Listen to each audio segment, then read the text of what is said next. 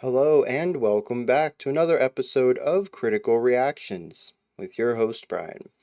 Today we're going to do an album review going step by step through an album, exploring each track on its own and its place in the larger work. Today we're going to be checking out the band UnexpecT with the album Fables of the Sleepless Empire. We've listened to some UnexpecT before, and even despite that, I have no expectations for them, given that they are consistently just doing whatever they want. Is that a good way to word that? You notice things are a little different over here. This album actually isn't on Spotify, so I'm having to do a lot of things by hand, including sort of copying the website, Bandcamp's player progress here, and I'll be manually updating the titles as well. Luckily, album art doesn't change. It's static for the whole album, so I don't have to worry about that. Everything else is good, and I would assume that your experience watching this isn't going to be much different than any other one. I just have a lot of back-end work to do since Spotify's API isn't handling all of the beautiful interface stuff. With that said, we have just shy of 1 hour's worth of music ahead of us across 11 tracks, although the final 3 are more of a unified song split into 3 movements. I will be playing all 3 back to back, so we kind of only have 9 tracks ahead of us today. Let's dive into it, starting off with Unsolved Ideas of a Distorted Guest.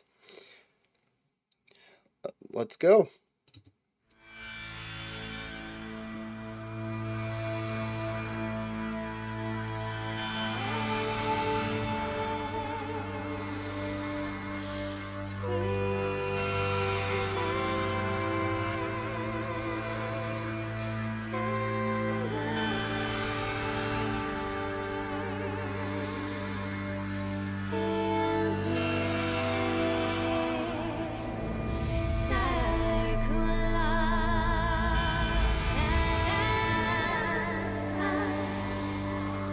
Beautiful ideas to start with.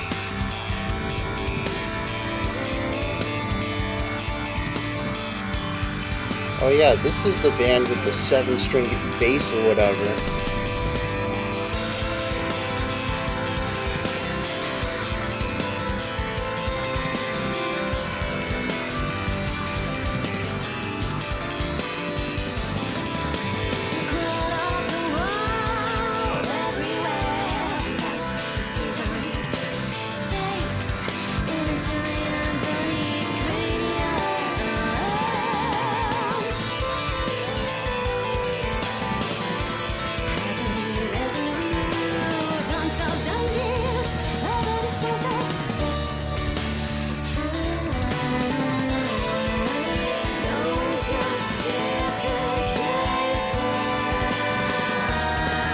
Just the gorgeous atmosphere, lovely melody lines, nice harmonies on the vocal lines.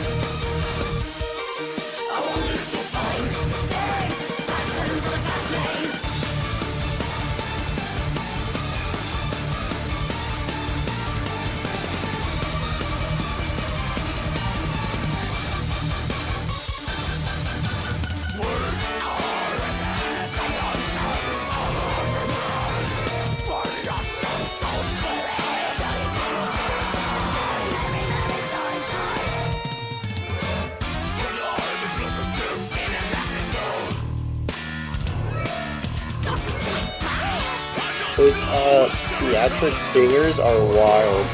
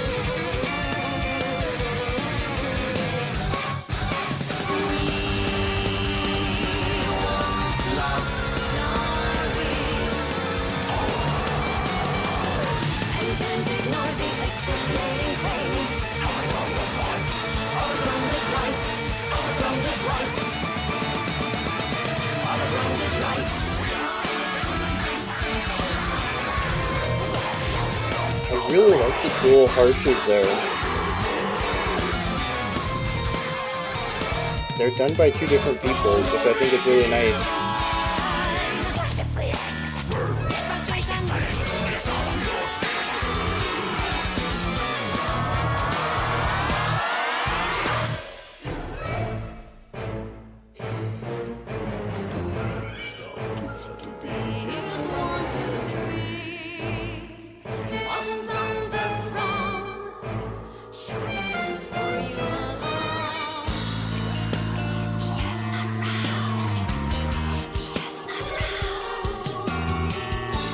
It is really nice to hear so many callbacks, though.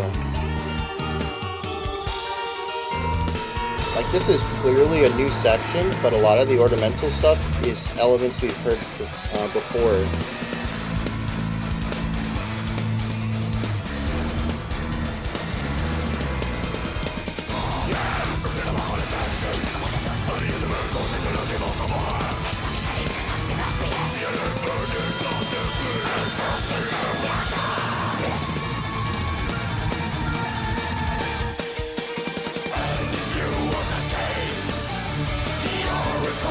I'm really curious, so close to the ending.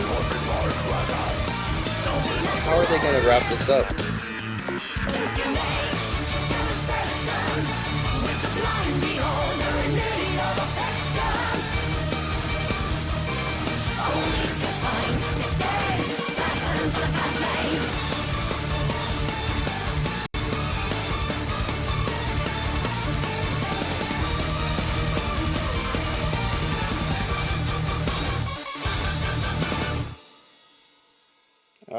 Oh, they're kind of not gonna wrap it up. I mean, I suppose. Oh, I never set up a transition for that. I guess I'll do that when I hit the lyrics, because it flying across my face 9 more times today is not going to fly. Yeah, they decided not to really wrap it up. They just found a point to stop playing at the end of a phrase. And I mean, that works for sure. And you know, it checks out too with everything else they've done in here. They don't really find ways to fluidly move between ideas. They utilize other techniques to create fluidity in their tracks, but their transitions are usually on the harsh side, doing one thing, jumping into another immediately. No smooth transformation between the two sides. And so having an ending that just abruptly stops at the end of a phrase is quite appropriate for the sound that they've introduced me to with just our opening 7 minutes of this album.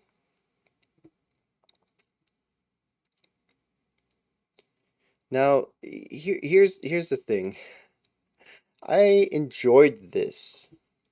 It's interesting too that we've had this back to back with last week's Trollhagen, because many of the reasons I enjoy this are the same reasons I enjoyed them.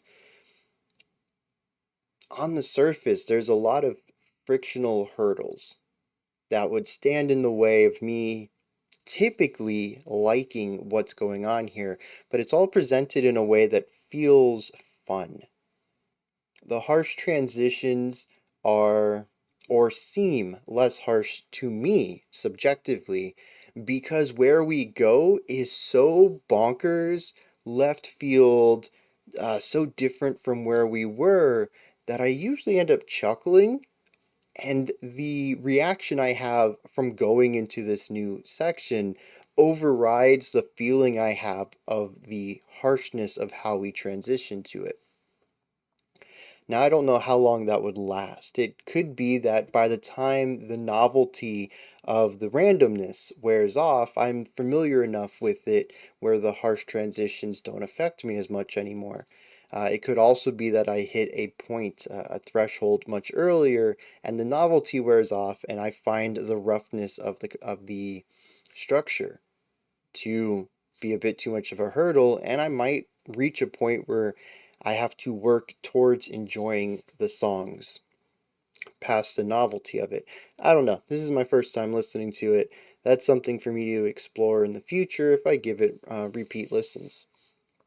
But as of right now, there is a fun chaoticness to it that puts a smile on my face more often than not. For us to go from heavy growling and distorted guitars and really crunchy atmospheres to uh, quasi circusy melodies on top of genty lines with theatrical string stingers on the outside. That combination, just in and of itself, is bonkers, but moving to there from that more traditional extreme metal sound is comical in a lot of ways. It catches me off guard in the most absurd manner. And and they make absolutely no effort towards signing this? Posting signs towards giving you any sort of notion of where we're going.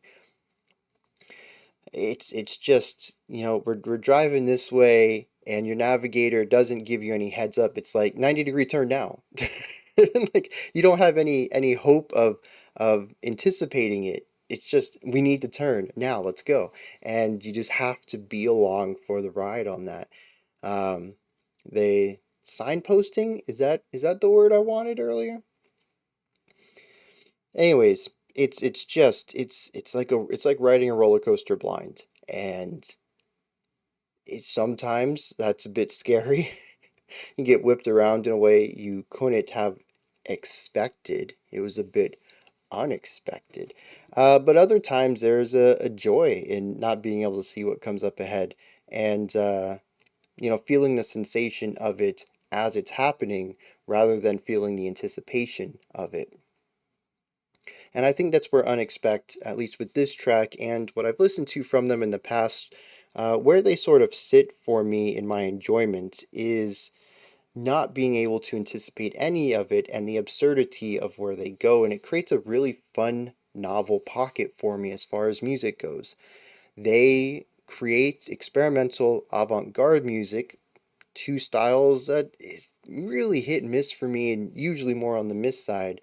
And they do it in a way that is fun. It is enjoyable for me to engage with.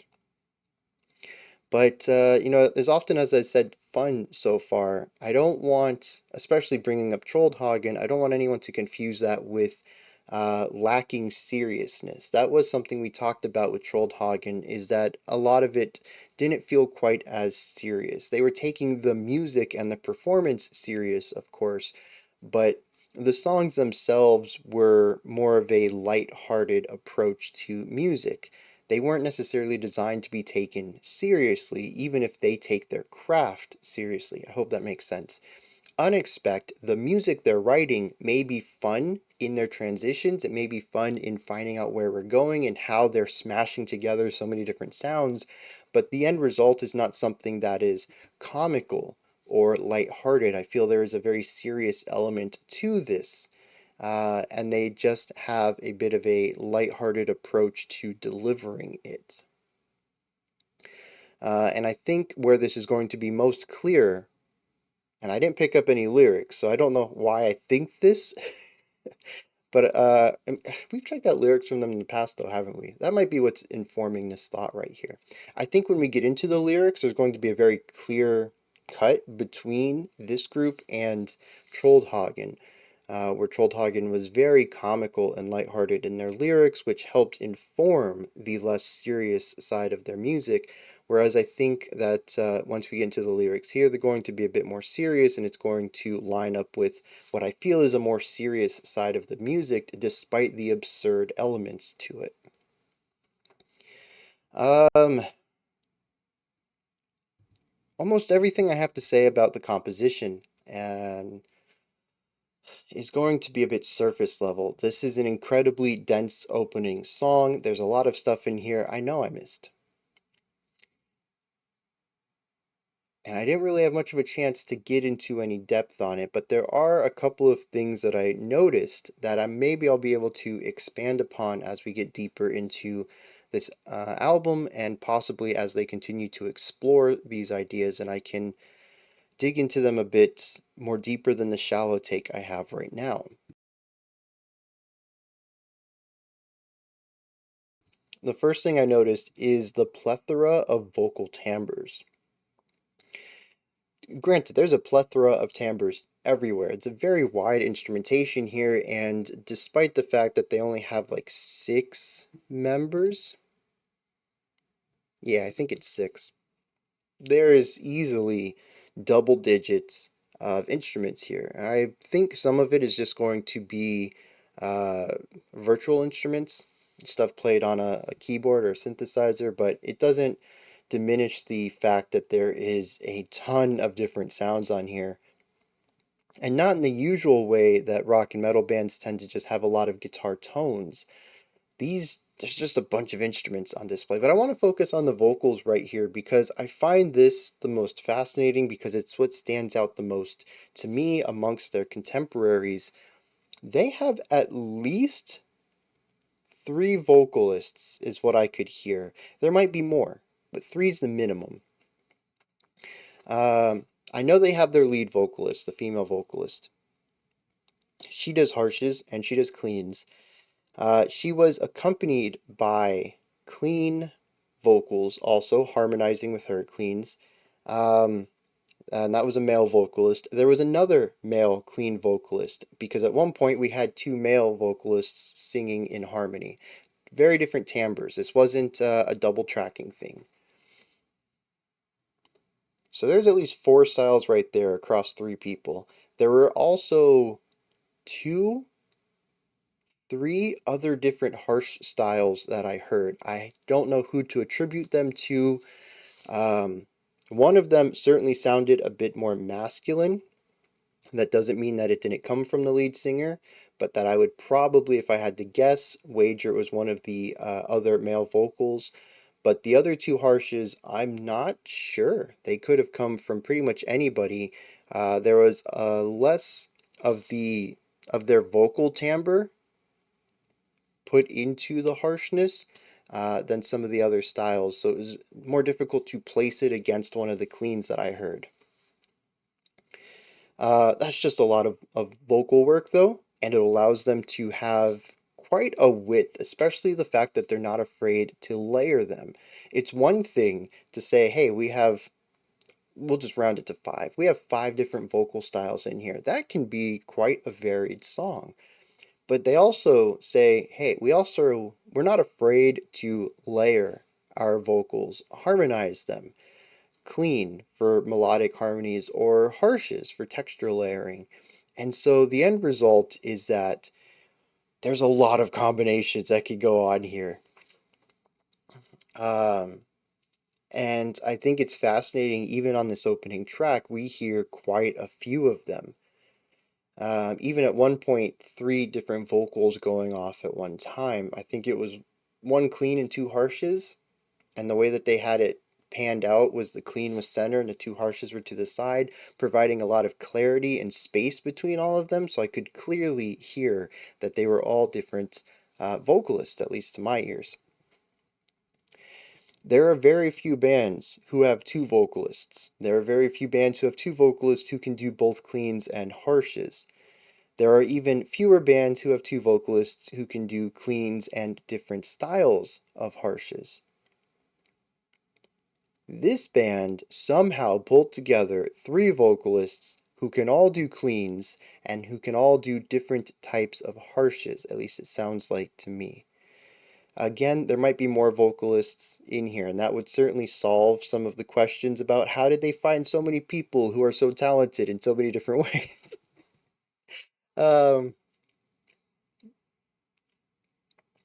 But yeah, what I'm getting at here is that each of the sections sort of has its own feeling, its own vibe, right? They move through so many different sounds, and you can definitely give them unique characteristics based just purely on the music, but each section also kind of has its own unique feeling based on what combinations of voices they use in them as well. And it's just so rare for a band to have that option, to have that tool in their toolbox. When they create a new section, it isn't just about what voice should I use, what should the band be playing, it's who should be singing, and how should they be singing, and who should they be singing with. And these are questions that very, very, very few bands have to ask. And I love that they are so playful with it. They could easily have just stuck with the female lead vocals throughout most of the track and rarely embellishing it with one of the other male vocalists. But instead, it almost feels like we do have a lead vocal, but she is not the person who takes lead in every section. In fact, there were plenty of sections in here where I don't think she was doing vocals at all. It is very rare for someone to not fill in their main position in the band. This picture here that I have from Bandcamp doesn't have instruments by anybody. I vaguely remember that the lead vocalist also plays something else. And I think that would... Oh wait, do we have something here? Mixed, mastered, engineered, drums, vocals, and bass recorded by Jeff Ford. Okay, that's a different vocalist. Additional vocal tracks. Yeah, this is not a full personnel list then. I gotta look that up when I pause for the lyrics. Because that would make sense, right? You're not singing at this part in this part of the song, so you go do something else. Otherwise, you're just kind of standing around doing nothing, which I think elevates it more. The lead vocalist says, I'm not the right person for this part. I don't have anything else to do here, but I'm going to step away and give someone else the spotlight. And I think that speaks a lot to the compositional skills of the group. Although, again, I don't know if that's the case. I don't know who plays what, who's doing double duty, how many instruments everyone plays. But the fact that there's so many vocals here is just, it's mind-blowing, but it's also ear candy. I absolutely love it. It sounds great. Speaking of the vocals, not really going into any depth here, but just a quick observation. Does anybody else get reminded of Tatiana's clean vocals from the later Ginger albums? I see this came out in 2011, so this was quite a bit before Ginger, I think. Yeah, quite a bit. Even Cloud Factory was 2018, so I'm curious if Tatiana listened to UnexpecT, and maybe that helped model and helped her mold her clean vocals. Because it's wild. It's not even just like their vocal timbres, which are similar, but the way that they phrase melodies, the way that they phrase the linguistic elements, what kind of syllables they emphasize, the mannerisms of speech that get implemented into the singing, all of it feels very similar here. It's just the cleans. The harshes are totally different. Tatiana is a totally different type of harsh that I relate more to Opeth's singer. But the cleans here, it's like finding a doppelganger singer. It's bizarre. Um, I don't know if anyone else feels that. Like I said, not really important to the analysis, but something I've wanted to bring up. The rest of the instrumentation on here is equally as impressive as the vocal layering going on. I mean, first of all, like I remembered at the beginning, I believe this is the band with the 7-string bassist. I have watched bass playthroughs of some songs from him. I don't know if they were any songs on this album. I don't even know if I'd be able to recognize them in this, different production that doesn't, minimize everything else and emphasize the bass to hear it. But I mean, he's just a gnarly bassist. The bass lines that he writes for these tracks is bonkers. And like I said, it's 7 strings of just perfection. It's so good. And the bass is well produced in here too. You can clearly hear it in most sections. Just lovely stuff. If you ever get a moment in, if you find yourself bored with the chaos of their writing and you're like, man, what should I listen to in this track? Just like try to focus in on what the bass is doing. I guarantee you're in for a good time. The drums are gnarly. I need to give more of an ear to them on the next few tracks to get a better understanding of what they're doing. There's so many layers here, I never really got around to them. I heard a few of their fills, some of their patterns, but mainly what I remember from them is that they're exceptionally consistent and very ornamental. It's a lot of creating a groove sitting in the pocket, but not letting that define the drum pattern itself. And I'll get into that more, like I said, when I listen to it more intently in the next couple of tracks. But I did find it to be a bit more interesting the few times I did check into it than a traditional drummer would, without veering into the side of overplaying. I find it to be very tastefully ornamental. The guitar work, I mean, there's some catchy riffs in here. A lot of what I remember though is chordal stuff, so I'm gonna have to give that another listen next as well. I'll be honest, the vocals really took the center stage for me on this listen. And the thing is too is like in other songs, if I particularly hone in onto the vocals, I really won't have a lot to talk about. But there's so many layers to the vocals, their composition, their harmony, their counterpoint, their timbre. Um, every time a new section came up, I immediately went to the vocals to see what was going on. And by the time I made it to like one other instrument, we moved on to a new section. I'm like, oh dang, the vocals are doing something cool again. So they really did steal a lot of my focus on this opening track. Um, but yeah, what I paid attention to of the rest of the instruments though was impressive. I just don't have a lot of depth to say about them because I don't have a lot of focused listening on them. Structure and composition, and then we'll hit lyrics and we'll move on. I know we're at like half an hour into this video already. We've checked out one song, but there's so much to talk about. And like I said, I'm missing so much too. So the song structure is chaotic. As I mentioned, they sort of just keep moving into new ideas and they don't have very many connective tissues to where they came from, and the wildness and brashness of moving from one idea to another completely different idea is creating a level of creating a level of absurdity that I'm finding quite a bit of enjoyment in.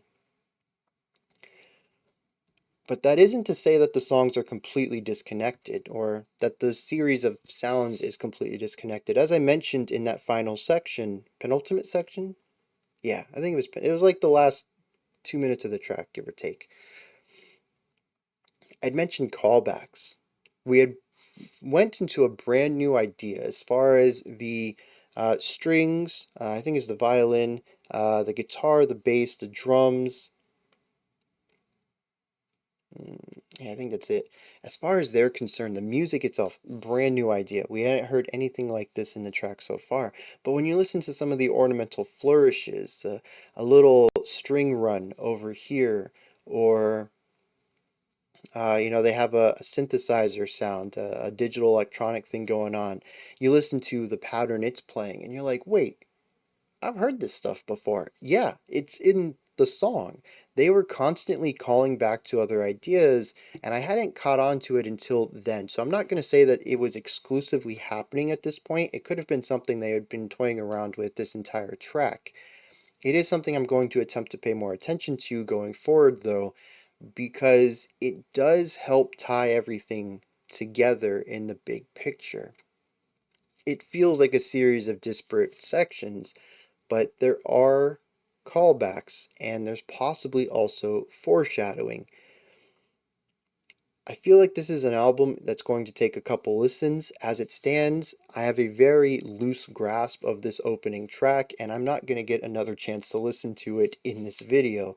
So it's something that I'm going to have to come back to later on my own. But I think I will. Unless something happens in the rest of this album that turns me off from it, I'm enjoying myself, despite how most of these sounds, especially smashed together as they are, would be a bit rough for me. But yeah, there's callbacks. They are finding a way to connect later sections to earlier ones, and I'm curious how deep that rabbit hole goes. There's also a ton of layers in all these sections. I think I've said that a couple times. You've probably heard it while listening to it. There's the metal band. There's at least two guitars, I think, a bass, drums, three vocalists. There's a violin that's predominantly showcased. There's also a synthesizer in here that consistently incorporates more electronic beats and rhythms. Kind of going for more of an industrial sound and composition pattern. There's also brass. I don't hear a specific instrument. It's sort of a conglomeration of like French horn, tuba, and trumpet, maybe trombone playing some higher pitches. And I don't hear a specific tone. I kind of hear like a mishmash of all their timbres. And that happens on the outskirts of the sound, usually for some sort of theatric purpose, a swell into a big tone or something like that. Probably the synthesizer handling that. Like I mentioned, I heard some virtual instruments in here. Um, what was another sound I heard? I don't remember. There's just a lot of instruments, and they are not afraid to combine as many as they want at any given moment. And so the song is not just incredibly dense from a structural perspective, but it's also incredibly dense top down, looking at all the layers. Top down is a very poor perspective for that. It would be like two-dimensional plane that you would want to look at verticality of layers. Anyways, it's just dense on a lot of axes, and that's something I hope I'll be able to talk about more as we move forward, but something I only vaguely picked up on here. Yeah, I guess we're going to head into lyrics here, and any thoughts I have remaining, I hope they will, because they're still more like general thoughts. We can talk about them on another track, I suppose. All right. Real quick, I did go through the personnel list. There is the lead vocalist. She doesn't do anything else. It seems we have two male vocalists who also play guitar. There is the 9-string bass player. I take that back. I said 7 earlier. I was wrong. 9 freaking strings of bassy goodness. We also have a keyboardist slash pianist slash sampler. He does all the electronic stuff. There is a violinist and then the drummer. So 7 people here. I also noticed that it mentions there are some session musicians for some additional violin and cello work, also a clarinetist. None of them are mentioned specifically on the album, but they were session members during the period that this album came out. So I don't know if they were actually recorded on this album, but they were session members, so kind of a part of the band for the 9-year period. Actually, the two cellists were during a 12-year period. So I guess, yeah, right up until the band broke up, which was about 5 years after this album came out. So I don't know if they're present on the album, but they were certainly featured somewhere with this band, maybe just live. I mean, I guess that's what session members would do, touring with them. I suppose that makes sense. Additional violin work, you could double track yourself, but if you're playing live, you'd want the second violinist there. Okay, yeah, that's probably what that is then, is live stuff. So yeah, on to the lyrics. What?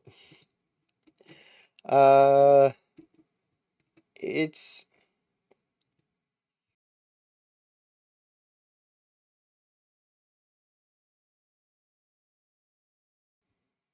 it's very Lewis Carroll in many ways. It's psychedelic. It's nonsense at times. It's very visually engaging. The language itself invites images into my mind.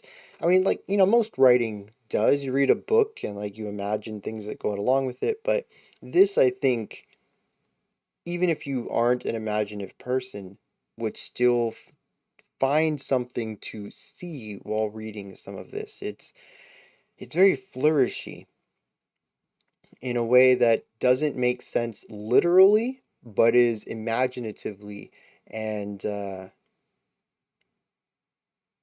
man, what's the opposite of literal? Figuratively? I think that's the word I want. Engaging.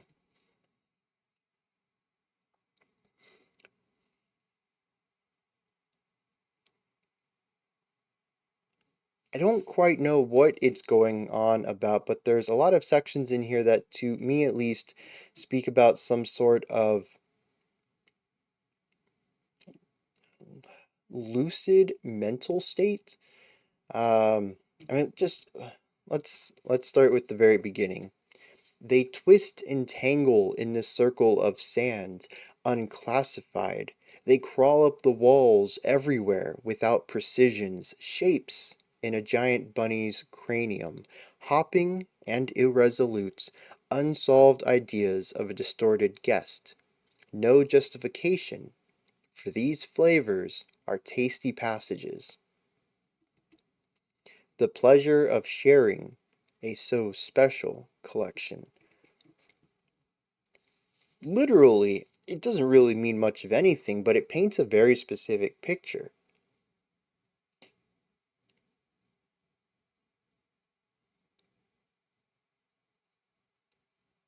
Well, at least to me, it kind of feels like madness, but it's just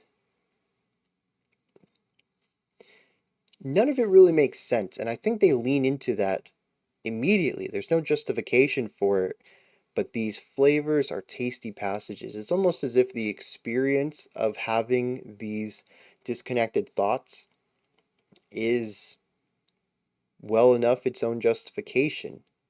You don't need to explain why they are there. They're just kind of neat to think about.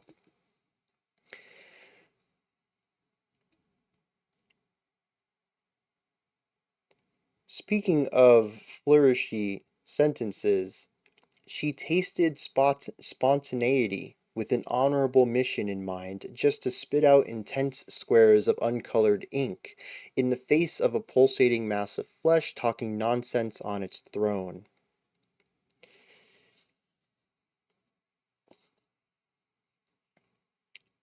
So she was talking to this ruler type on a throne, but it was just a face of pulsating mass of flesh. Not a person, not a shape, just organic stuff. And it wasn't just that she decided to spit on the floor in front of this ruler. It was an act of spontaneity, something she just decided to do at this moment, but the way that it's worded, she tasted spontaneity. It's such a fantastic way of writing, and I say fantastic in the manner of being fantasy based. Fantastic goal. It's it's just such a wild way to describe things that it paints such a very vivid picture, despite literally kind of being very bizarre. Again, very Lewis Carroll. There's an oracle in here who decides that it's better to be naturalized than to make conversation with a blind beholder in need of affection. I don't know.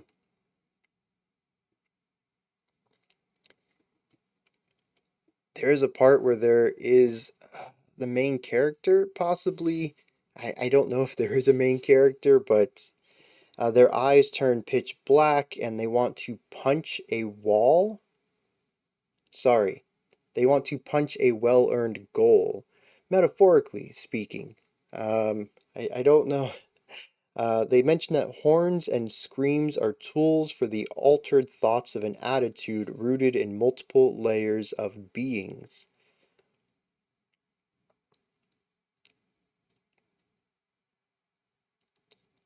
I don't know. There is this one stanza here, though. We once lost our wings and can't ignore the excruciating pain of a grounded life. I really like that. Bringing about the concept of loss and dealing with the grief of knowing what you once had and where you are now divorced from that. It is a moment of clarity I have in the midst of this chaos. There is a moment towards the end where we get a bit in French. Translated, it says, without even using intelligible words, they all understood each other. Aligned on the same side of temporary insanity, these salivating sounds of scattered senses signaled an intense and relentless state of mind. An idea of finding peace and possibly companionship with like-minded people. It says temporary insanity, but I kind of take that to be a bit less literal and more on the mind of just sort of being outside the status quo and finding your people. How that fits within anything else, though, again, I don't know. It's just such a surreal series of words. I fear this may be indicative of future lyrical dives. We may end up not doing much of a lyrical dive going forward if the next 2 or 3 tracks end up being just me again, just barely treading water with the lyrics and describing them. Although the chaos and lack of direction I feel with the lyrics, not just in the moment, but also in the very sharp turns that they take and where they decide to go, very much aligns with my feeling of barely treading water with the music, constantly being in its throes. Never quite in control of what's going on and barely keeping my head above water while listening to it and being whipped around wherever it wants to take me. In that sense, while it's not an artistic view of a thematic tie between the music and the lyrics, it is a personal thematic tie where I'm just as lost in both elements. Alright, moving forward. Our next track is called Words.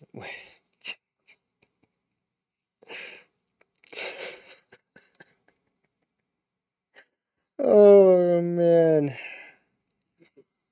Oh, Glob help me. Words.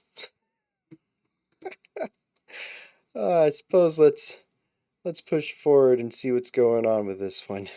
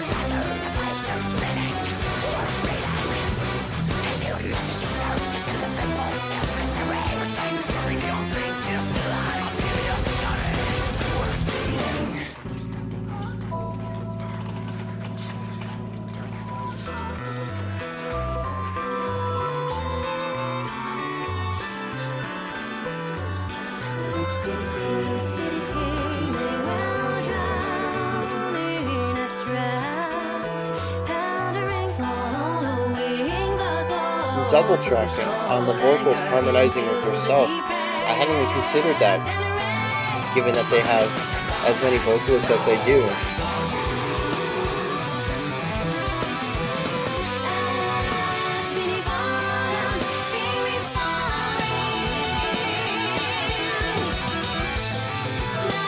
What a weird polyrhythm.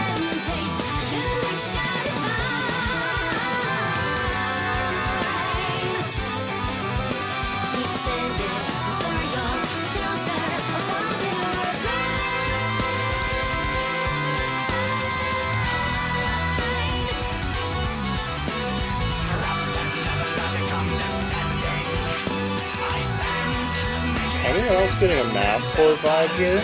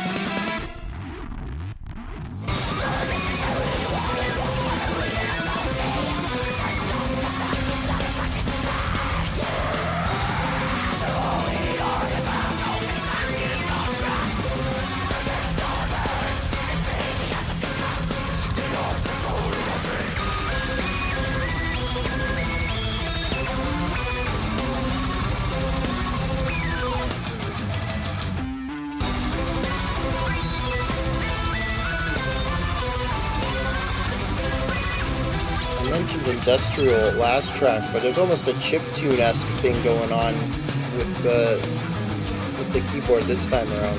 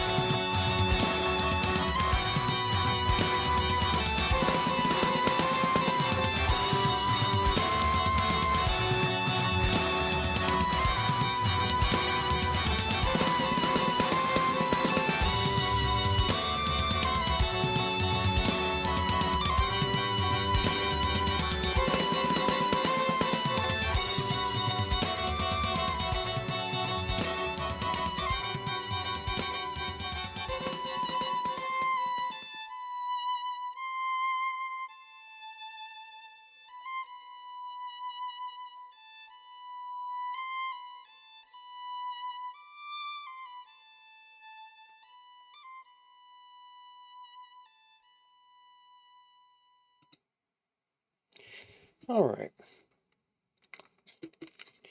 I quite enjoyed that. The transitions on that track were more connected. There were still some very odd juxtaposing ideas, but there were several sections that I felt they found some more fluidity in moving between ideas.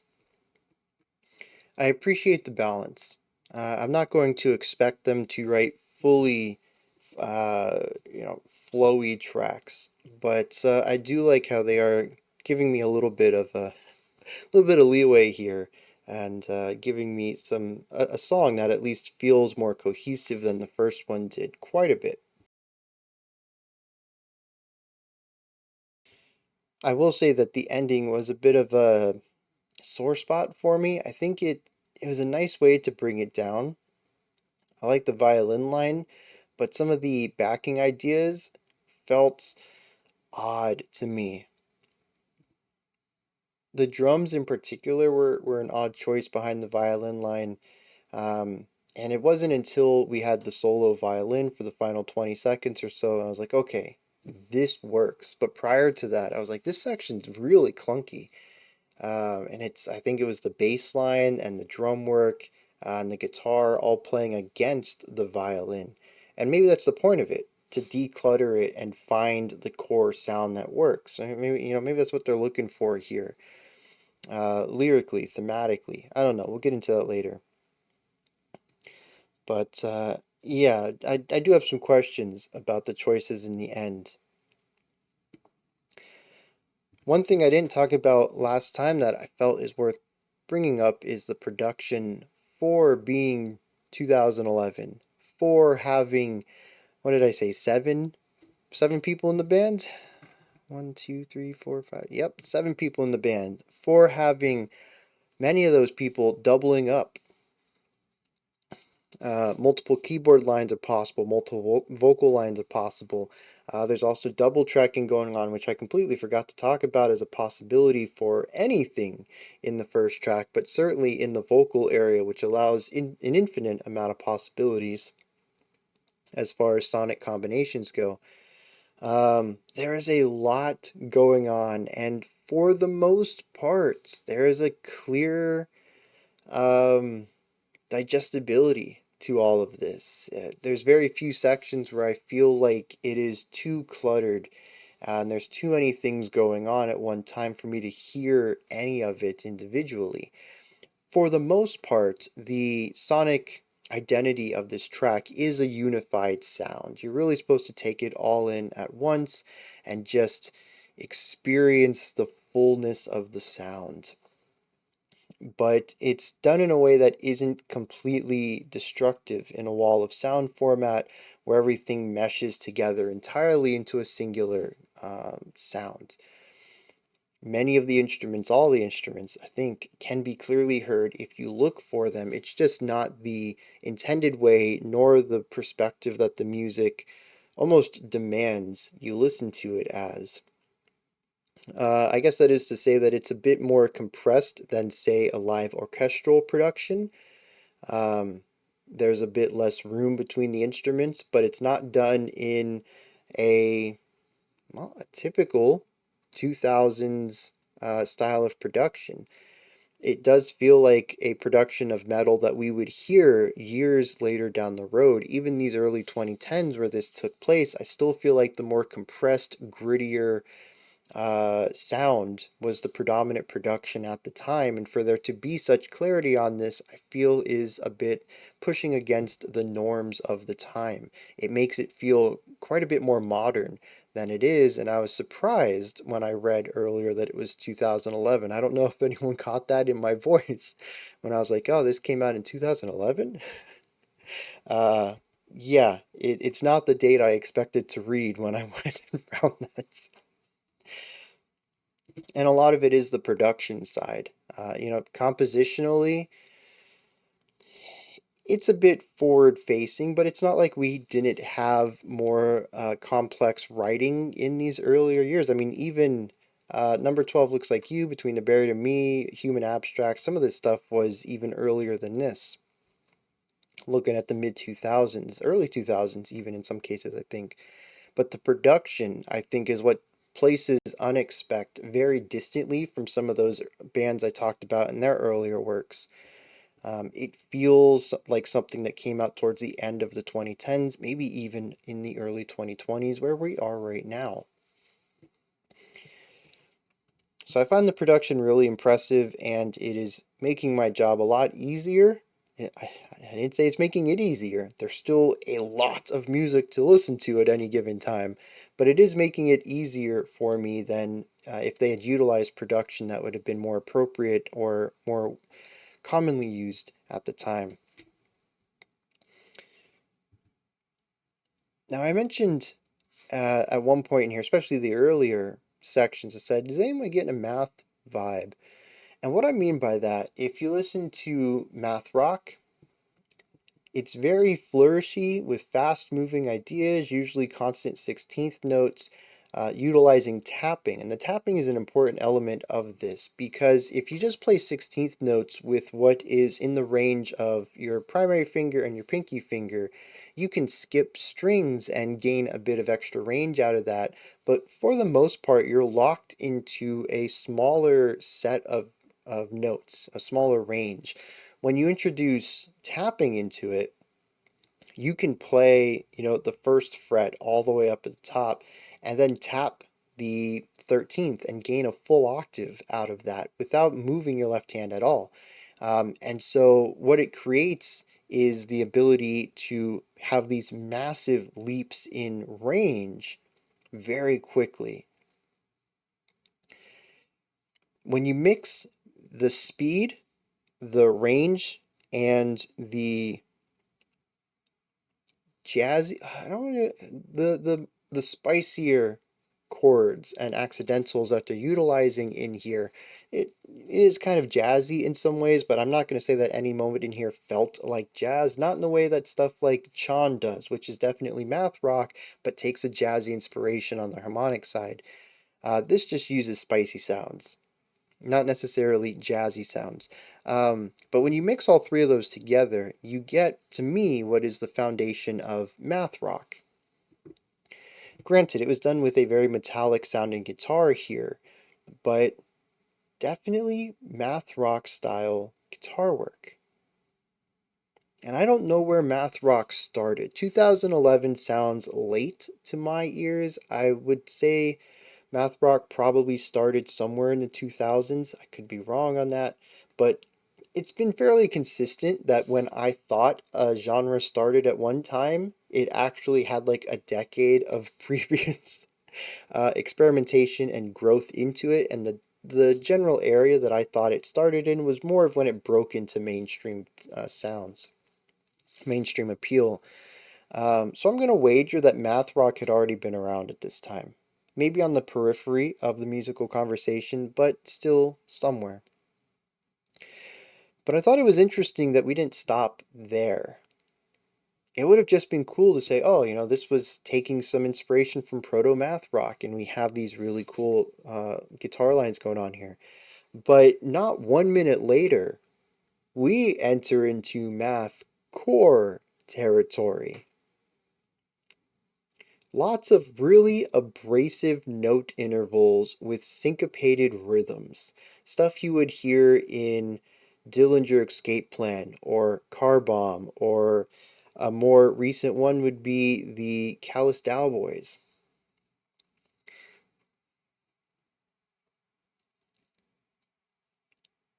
It blows my mind that in this song there are elements of math rock and math core in a time that I almost feel would have been not necessarily well known. Again, my history on these two genres or subgenres is a bit rough, but it almost feels like UnexpecT was toying around with sounds that were not exceptionally popular or well talked about yet. 2011 just sounds super early for these sounds. And it's wild that they have them almost back to back. I don't have anything else to say about that. It just really blew my mind. um, well, on the topic though of mathy stuff and harmonic ideas, we did introduce a chromatic section in here, which was, well, I think it would have been fine if they didn't decide to go for an atonal dissonance alongside it. Definitely rubbed me a little wrong, but I still enjoyed the implementation of it very few songs, very few bands acknowledge the chromatic scale, primarily because it's hard to make something subjectively good out of it. It's a scale that is defined by a lack of definition, a lack of characteristic. You know, dominant sevenths, majors, minors. We get into modes. We look at Lydian and Phrygian and stuff. Like all of these have specific feelings associated with them. Chromatic is literally every note. We're not selecting a group of notes and getting an emotion out of it. It's just all of them. It doesn't have a definition. Its definition is its placement against the defined sets of notes. And that makes it difficult to write for.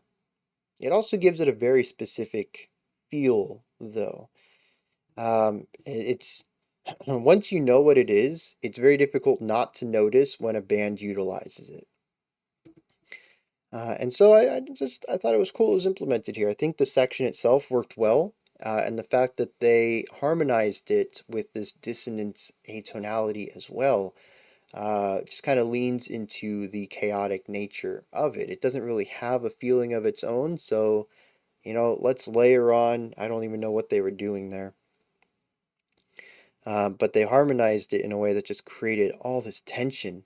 And the chromatic element, these very, constant half steps moving up with the tension, was just a really great way of creating this feeling of rising and escalating anxiety. I don't know if that's what they were going for, but it's what I felt there. And there's really no better way to do it than with the chromatic scale. So I appreciate that there. I did listen to the instruments a bit closer. I think it helped that there was less vocal dexterity on this one. The vocals were well done. I still enjoy the timbre of the vocalists and just the beautiful melody lines they sing. But there was primarily one vocalist through most of this track, so my ears were like, okay, nothing to like steal my attention away. And the drums are very flourishy. What I touched on last time is still quite true. The drums sit in the pocket for sure, but they're more interested in playing melodically while still being the rhythmic backbone to the band than just sitting in the pocket and playing the groove. They are consistently doing neat things. It almost feels like they're playing linear melodies with repeated motifs in them. In a sense, well, see, here's the thing. I was going to say, in a sense, it's kind of like classical drumming, but drumming in classical music is very, very different. But like, imagine creating a Baroque style melody and then giving it to a drummer. And that's kind of what it feels like. That probably makes no sense to anybody else. I appreciate that's probably a very Bryan description there, and I don't know how many other people are gonna. That's how my brain works. I don't know. But that's what it feels like. It's very cool. It feels like it's always pushing forward with new ideas while keeping this core foundational idea present throughout the entire section, but always doing something new, like a linear melody. Very interesting style of drumming. The guitars sort of bounce back and forth between two modes. They're either doing an interesting riff, something that isn't necessarily catchy, but is lining up with the rest of the music. Especially when we look at some of the math core sections here, that is, playing the atonal stuff, playing the dissonant tones in the rhythmic idea, the syncopation there, lining up with what the drums are doing. They're always complementing the song. I feel like the guitars, which is like a really bizarre thing to say right here for a metal band, but I feel like the guitars are the least focused instrument in this group. The bass takes center stage consistently. This song started off with really strong bass work. The drums are always being flourishy. I wouldn't say they take the spotlight, but if you listen to them, you can just keep listening to them. It's not something that's going to get repetitive. It's not something that's going to bore you. They're always doing something new, tossing something new into the mix. Like I said, it's kind of melodic how the drummer approaches their patterns. The vocalists are always doing something new and interesting. They're definitely in the spotlight all the time. The keyboards and synths usually have interesting sounds to listen to, moving lines, atmospheric stuff, just changing timbres up. They're always doing something interesting. The violin always has a melody going. That I feel like they're just constantly a counterpoint machine in this. So it leaves the guitars to kind of figure out their place where everybody is doing something important. And I think it's a really interesting decision here to kind of say, okay, well, the guitars are going to be foundational. This isn't completely unheard of in metal music. There's a lot of symphonic metal out there where the guitars play chords, and the more flourishy, difficult to play melodies are put on the violins, usually played by a keyboardist, or sometimes even programmed. It allows you to get the bite, the oomph, the distortion, the grit of that metal sound, while putting if there's a skill disparity, putting the more difficult ideas that you have in your mind that maybe you can't play on a guitar on a programmed virtual instrument, or just going for the general sound of it and really liking the fact that your orchestral stuff is more deep and engaging, and just allowing the guitars to be that bite, that grit on the bottom of it, if you want to go that route as well. It doesn't necessarily need to be a skill thing. Um, and so like there is a side of metal that diminishes the guitar work for everything else.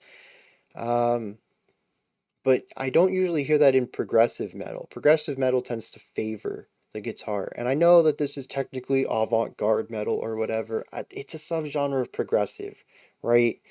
Most of these sections in this track, most of the sections in the last track in isolation, or even sometimes paired up with what comes next to it, would be just at home in any other progressive metal band. It really is a few sections in here that feel a bit more experimental than the mainstream progressive sound. I'm going to continue to call this a progressive metal act, and y'all can correct me if you want in the comments. Y'all can get mad at me. I don't care. To me, this is progressive metal. There isn't anything in here that feels way outside the bounds of the traditional metal sound to call it avant-garde or experimental. And experimental itself just feels redundant because progressive already introduces the idea of experimentation to it. Progressive is experimental. So there's my little rant for the day, I suppose. Last thing I want to touch on before we hit some lyrics, maximalist composition. So many sections in this track, and retroactively, as I was thinking about the last one, just feel like putting everything out there. There is certainly a restraint not to consistently use all the vocalists, all three of them, all the time, with everything else always doing something important or ear-catching. They could certainly make this more maximalist if they wanted to, but for the most part, many of these sections are filled to the brim with sounds and ideas. There are consistently competing concepts going on, counterpoint, polyrhythmic ideas, polymetric ideas, competing harmonic harmonies, creating dissonance on top of consonants. Um, Sometimes when I think, okay, we have a very full sound here. We got the bass is going crazy. We got the guitar just making this really big sound over here. The drums have their own thing going on. The violin is playing this melody over here. We have two vocals singing another melody, counterpoint to that one. We don't have room for anything else. And then they put something else in there. One of the guitarists goes off into their own thing and adds another melody or something. Adds a new riff to the mix. They really go for adding just about as much as they can at every moment, to the point where it doesn't burst and break and grind the song down to a halt for being too chaotic or too full, but really teetering that line of having too much stuff going on at any one time. It is a very fine line to walk. They consistently toe it expertly. It never quite veers into the side where there's too much and it feels like the production is about to burst and that it really could open up the sound sphere a little bit, but they stay right on that edge all the time and it is tense. There's so much stuff going on at any moment in these tracks. And I think what's interesting is that it kind of rewards subsequent listens. Most albums, well, okay, so yeah, okay, most albums reward subsequent listens.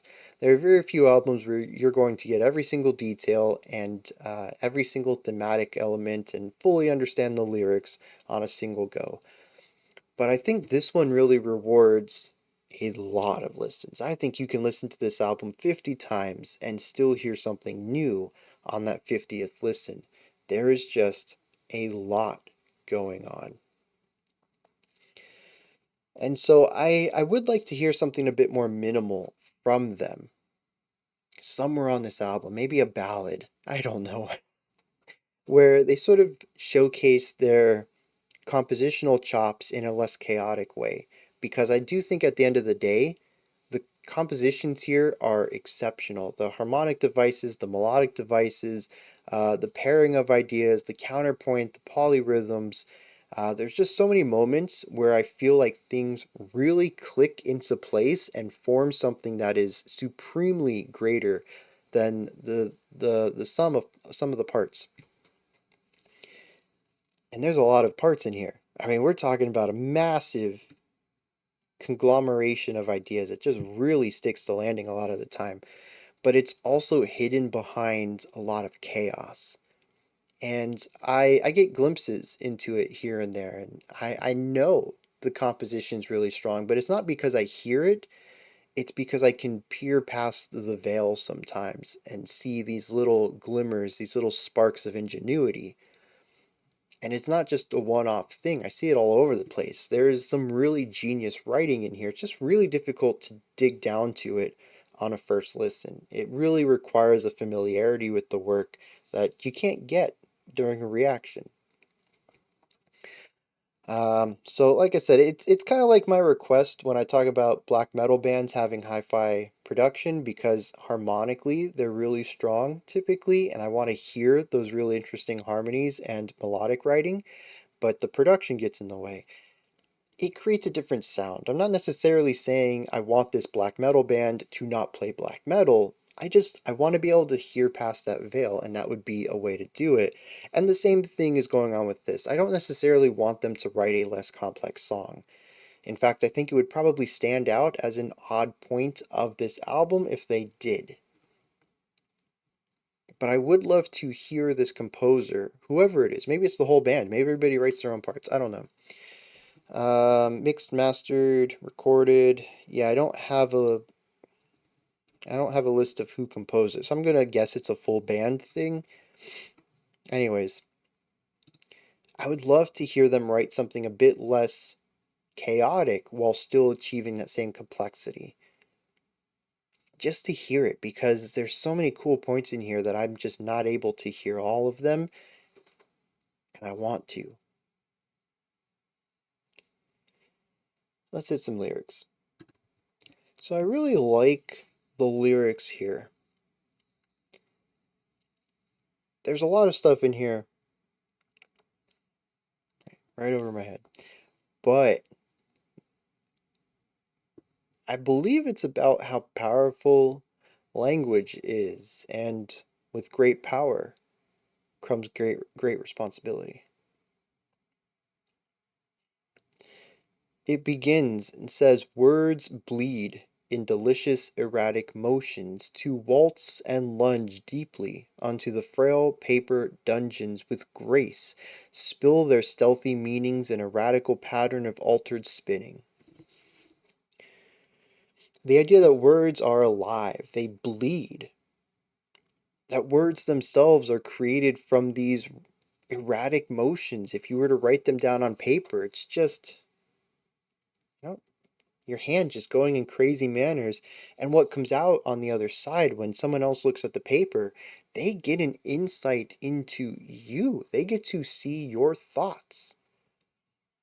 it's kind of crazy when you think about the written word. How random lines and curves can tell us so much about somebody.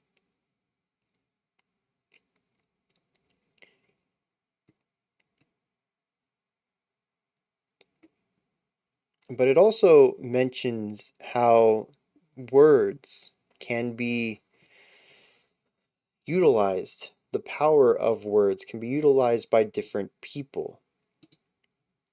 That there is a power in them that is both beautiful and dangerous. That they can be used to corrupt as well. There's a part in here that says corruption of a logic understanding, telling stories to diseased seraphs feeble from their linear addiction because memories and huge bipedal monsters don't agree with each other. The idea that words, the power that they have, can be wielded for negative actions. People can be controlled through words. There's a great power to them. I think it's interesting also here that words seem to mean more. When we checked out the last set of lyrics, there wasn't any section that I felt was just really interesting from a poetic standpoint, aside from the raw meaning of the line itself. Here, though, we have this fantastic series of lines that says, disgust the fact that a fact is a fact, hack the holy artifact so exact in its contract. It sounds cool. It is fun to say, as long as you say it right. I stumbled in there, and I think it lost some of how cool it was. But, yeah, it's just a really nice little scheme there. And you can see more of this throughout. It's not a predominant element. I still feel like the phrases themselves and their meaning metaphorically is more important than the words themselves as sonic components of a series of syllables. I feel like the meaning is still more important, but there are a couple of sections in here that sort of have that thing to it where just sonically they sound cool. There's nice rhyme schemes or a consistent syllabic pattern that's present. We didn't really see any of this in the last section. There's also a lot of what's that phrase? Alliteration in here. That's not a phrase, it's a word. But there is a lot of alliteration in here that I don't remember seeing in the last one either. So I do think it's neat that for the track about words and even leaning a bit more into the written word, that there is a bit more of a focus on what words are chosen, more so than just the end result of what the words mean put into this one. But yeah, I can get behind this. So we're like 80 minutes into this video. And only 2 songs down. So, for those who are new to the channel, though, this is usually about the time things start picking up. Most of what I have said generally about the 2 songs is going to be true for most of the other songs, so the analysis sections should be shortened up quite a bit from here out, as my observations are more specific to the tracks. And if the songs tend to have similar ideas to them, I may run a couple together and then combine some analysis sections. So we're still probably looking at a 3.5 to 4 hour video, still fairly lengthy for an album review, but not the indicated 7 or 8 hours that you would think, oh, dang, he spends 40 minutes per song. We're going to be here forever. No, things are ramping up. Let's dive into this next one titled Orange Vigilantes.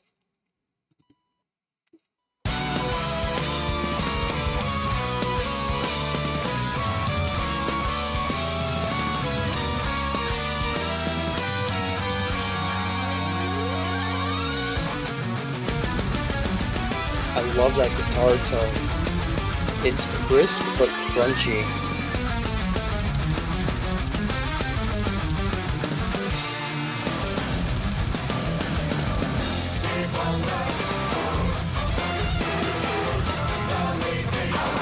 Got a very Haken thing going on.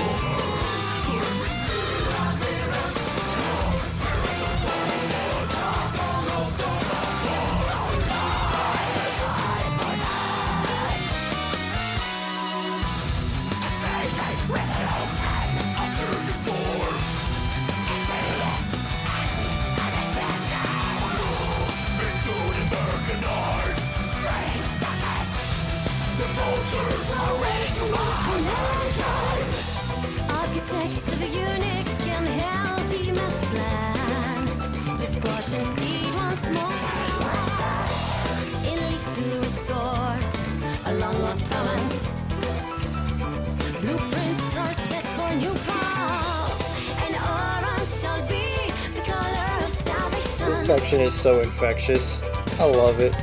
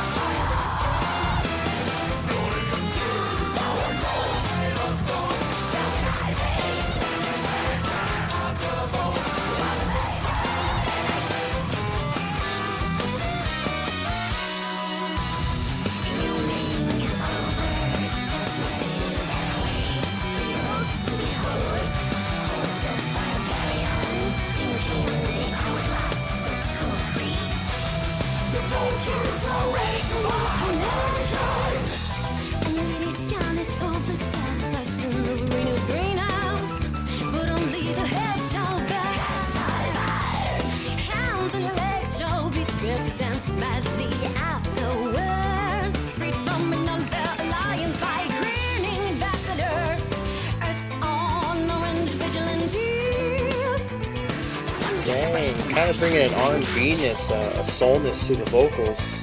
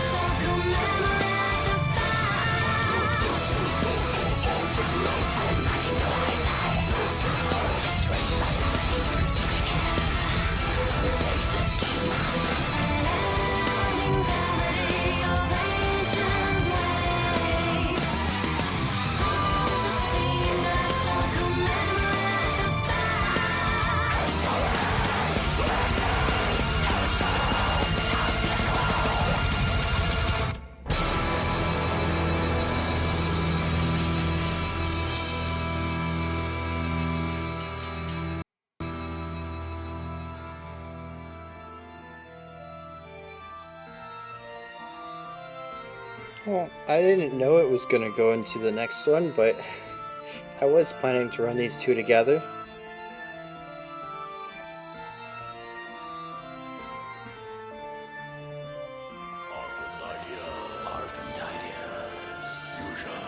Yeah,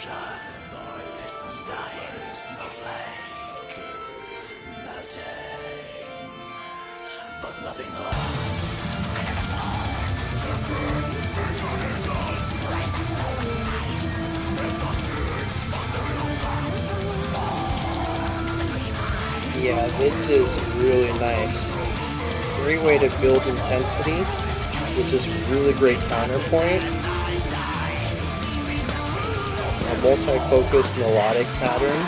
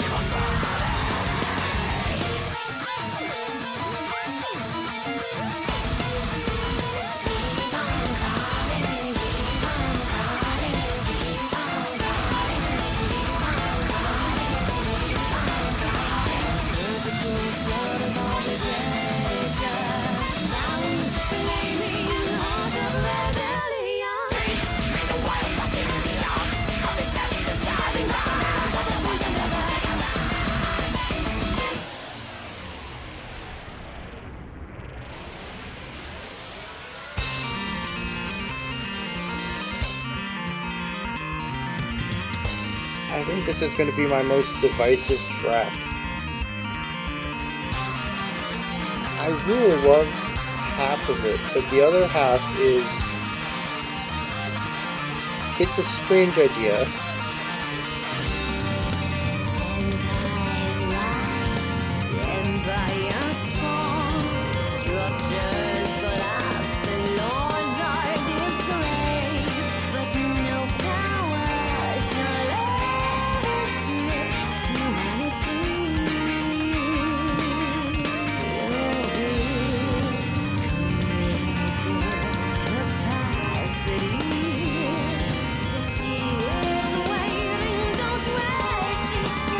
Drummer's just popping off.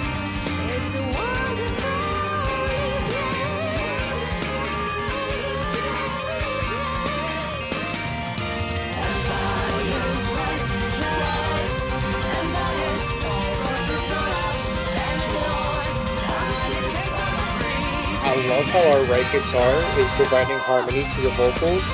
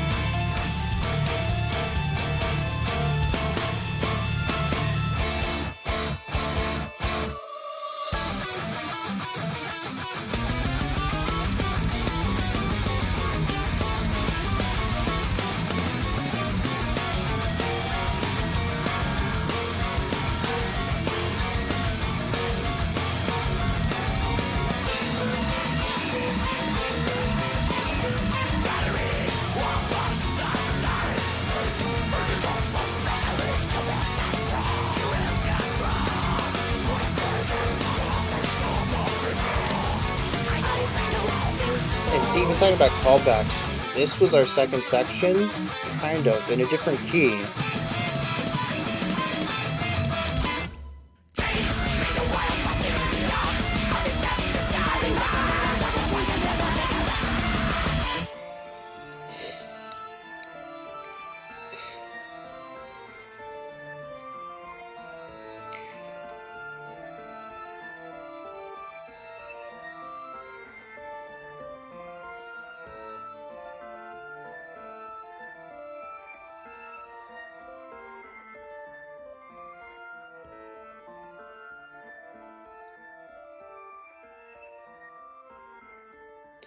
And see, I really like this ending.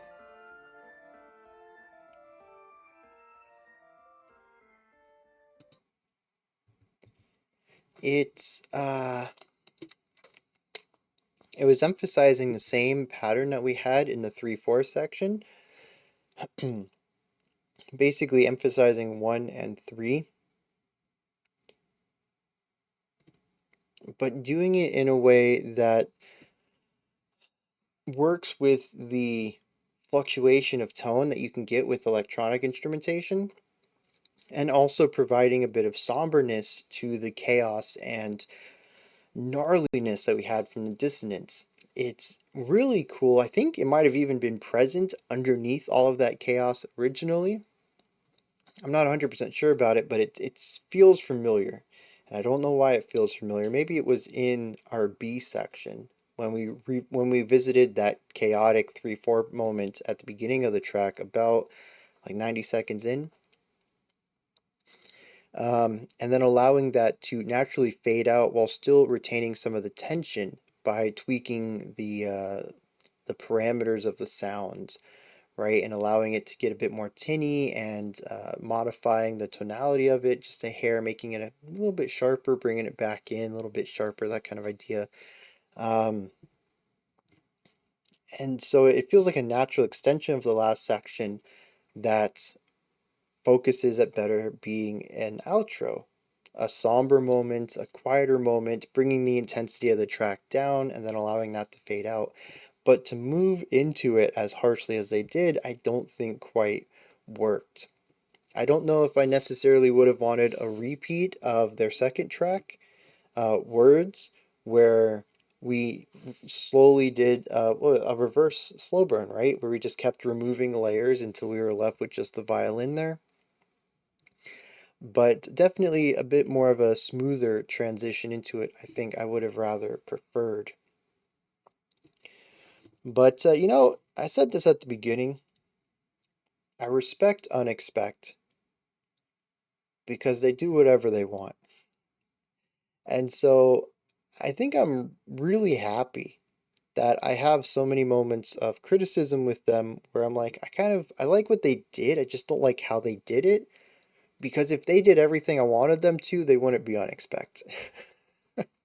The fact that they're a bit abrasive to my ears is what makes them as awesome as they are, and what has me holding them in such high regard. I know my tastes tend to be a bit more conservative, closer to traditional composition techniques and ideas, and so if they're creating friction against that, then I think they're doing something well, especially since I do enjoy their sound as much as I do, despite it. And it forces forces me to expand my musical horizons quite a bit while I'm listening to them, which is always a good thing. I only have one topic here because for the most part this track covers a lot of the same ground that we've explored. As I mentioned, these analysis sections are going to go a bit faster here. I don't know why I didn't recognize this earlier. There's a lot of styles in here. They explore jazzier sounds, loungier sounds, mathier sounds, both rock and core, more aggressive and more palatable sides of rock. Of math. They have rock sounds. They have metal sounds. We can get into a ton of subgenres. They have a blackened, harsh style in here. They have more of a traditional heavy metal growl. They have guitar work that would fit in alt metal, new metal, progressive metal, heavy metal. They have blast beats in here, which are more extreme styles of metal. Like if we actually break this down into sub-genre inspirations, it is all over the place on the metal side. But I just want to, just it's metal. In there, we had a little bit of an R&B inspiration to the singing. And actually, I would say that while there is a very strong rock inspiration on many of the vocals from all three vocalists, our female vocals do show a little bit of a pop tendency from time to time as well, mostly in their flourishes and the way that they craft a melody here and there. There are, of course, classical influences in here. We have choir-based influences with the way that all three of the vocalists do clean vocals at times. And that choir side also kind of deviates a little bit into theatrical, musical theater side of sounds.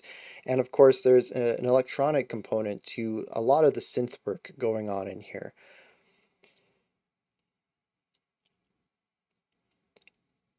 The sonic landscape here is varied. They are painting with an exceptionally wide palette.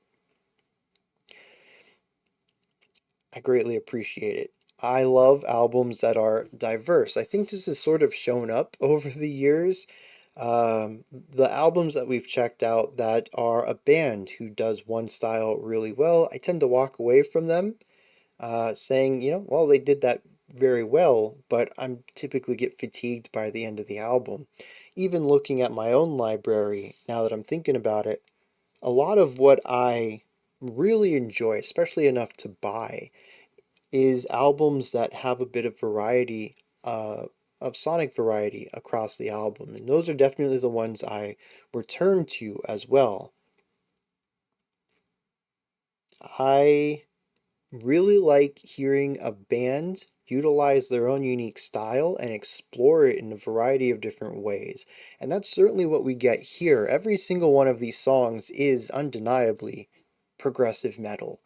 There is a strong metallic composition style that underlines everything in the track, even when we get to some of the more very non-metal sections, like our loungy, jazzy piano bit in the middle here.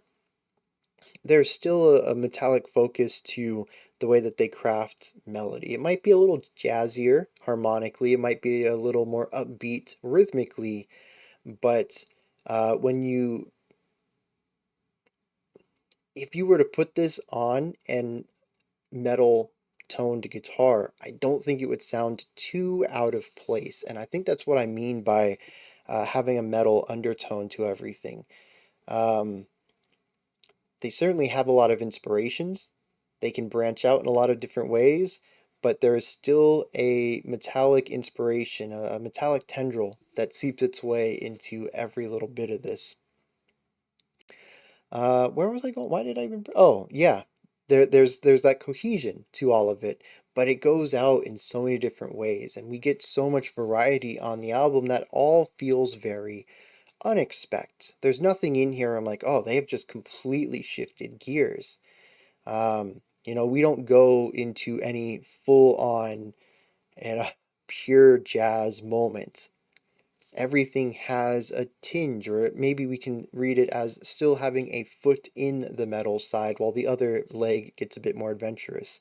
We never really leave that home base, and it allows everything to feel cohesive and interconnected across the album where it doesn't feel like a bunch of disparate tracks, but it does allow every song to have its own identity and explore sounds that are fairly new. That is the exact midpoint that I prefer when I listen to music casually. And this cropped up. I don't mean to keep making comparisons, but it cropped up last week too when we checked out Trollhagen. Every song was very predominantly metal and very Trollhagen. They all had a tongue-in-cheek kind of feel to it, but they explored a lot of different sounds on it. That's where I like my music to be. I don't want it to be too static, but I don't want it to be too disjointed either. Somewhere in the middle. With everything, moderation. I think that's that's the motto of my life. I like extremes, but I don't like static extremes.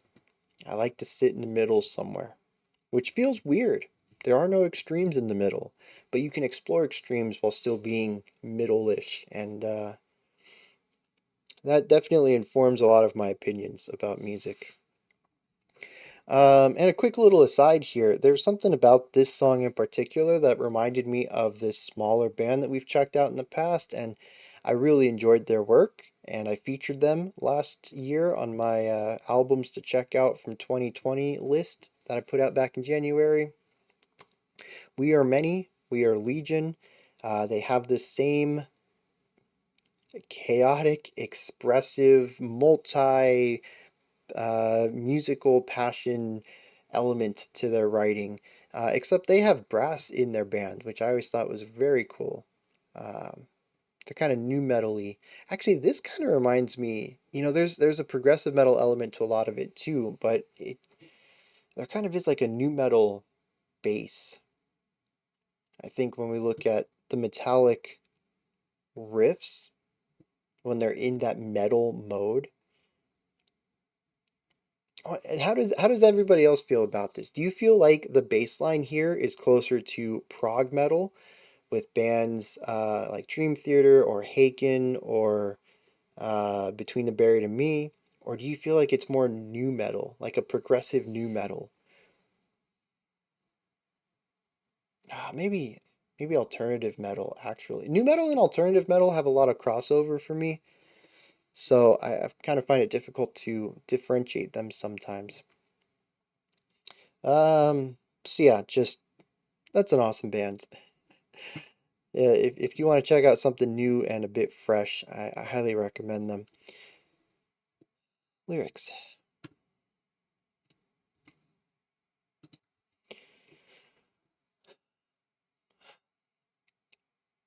So Orange Vigilantes is very surface level read. It's less metaphorical than the last two, and it is quite literally about sentient pumpkins forming a resolution and ending mankind's reign as the predominant species on Earth.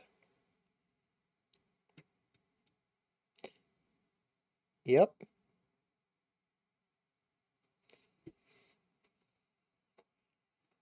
The final lines before we have a repeated refrain says, "When shall rise the pumpkins and their organic cohorts, the reign of men as we know it will reach its conclusion. And in a parody of ancient ways, halls of stained glass shall commemorate the past. A festival of altered realities and manipulated perceptions orchestrated by vain, secretive, faceless schemers." The song goes into detail about how they're going to attack. It says that they will row without arms but with fervor, towards distant clouds of fire, floating in steam-powered boats made of stone, shells, and ivy.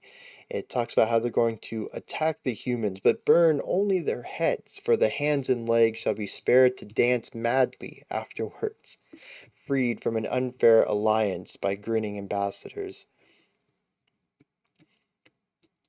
It's very surface level. It's funny. It's kind of leans into that less serious vein that I didn't think we would go into.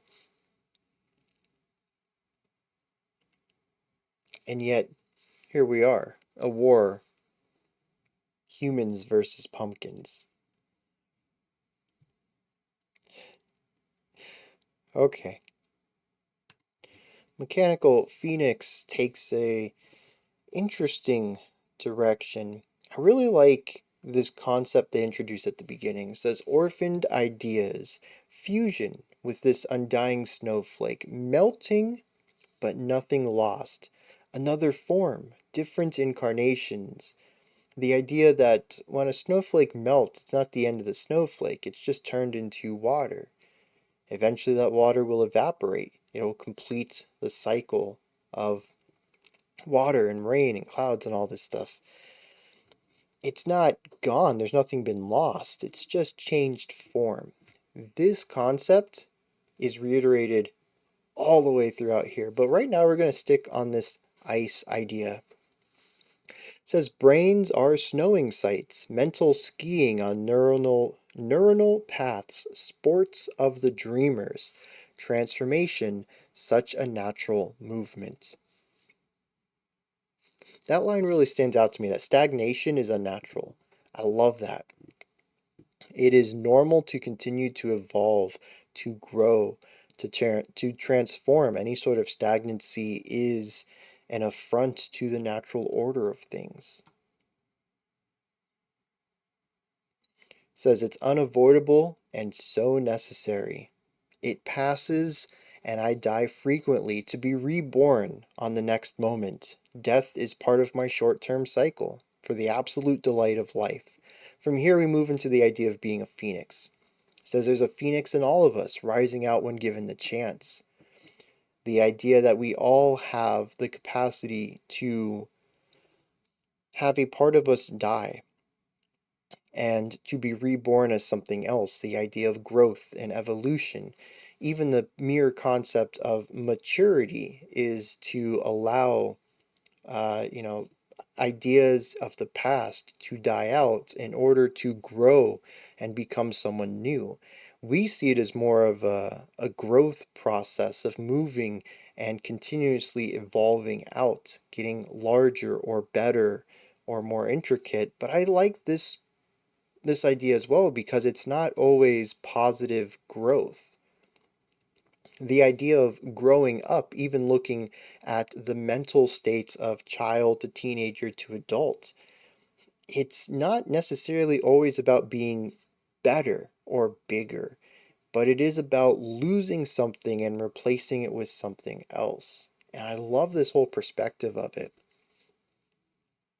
Also, just the sheer idea of starting out with the metaphor of ice and snowflakes and snowing, and then transferring into the phoenix, which is a bird of fire, falling into ashes and having the flame reborn, fire and ice. It's just really cool visual ideas here. Now, from here, I lose a bit of the thread.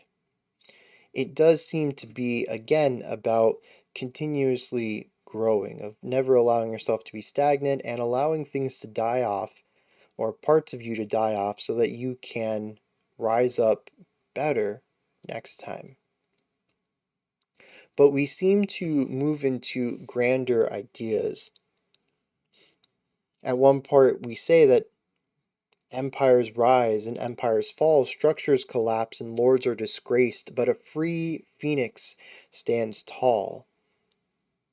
I think it's interesting that we bring the idea of empires rising and falling as a type of rebirth and death, but that we juxtapose it to a phoenix's presence. Empires can be reborn, but they pale in comparison to how the phoenix stands tall. I'm not quite sure how to read that, but I think that the imagery there is stark. I don't know if that was intentional or not, but it feels weird to say that one type of rebirth is more important than another. Unless they're saying that the rising and falling of empires is a type of stagnancy. That just because it is a new empire doesn't mean that it is a changed empire, but I don't feel like they necessarily lean into that too strongly. It is an interpretation I can see, but I don't feel that is supported by the text.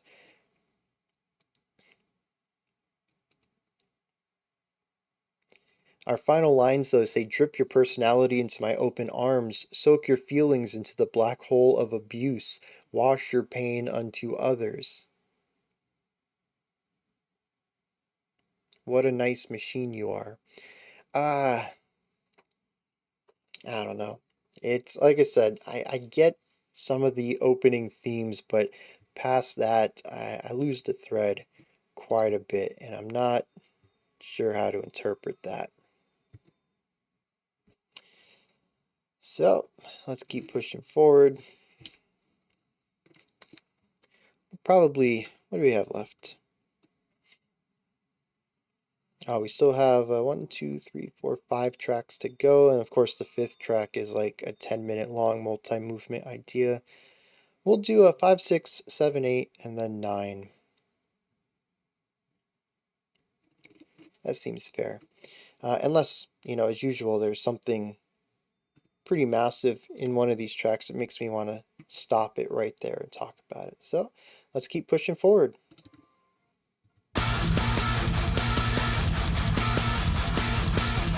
See, here's some of that mathcore stuff.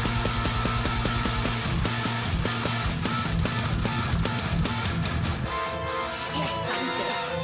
We've been looking for a savior for thousands of years, but became blind on the way. And the blinds are dreaming about the color of their soul. Jumping off the bridge for a man, screaming in the rain for the Bryan. They do use some really interesting time signatures and phrasing in here, but I haven't been able to pick up on any of them, which is why I haven't brought it up yet.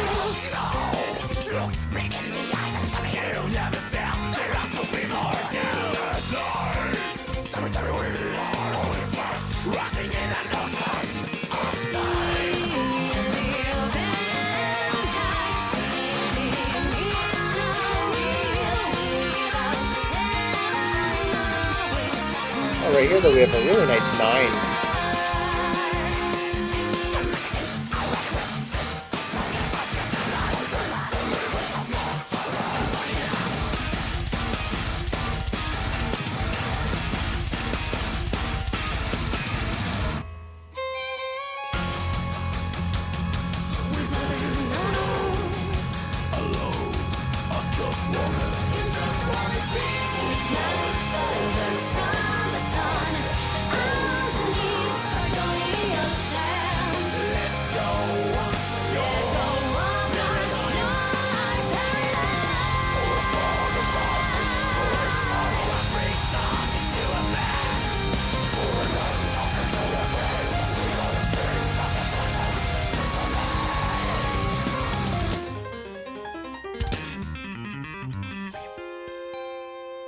That was a really fun interaction. Amongst ghosts we see.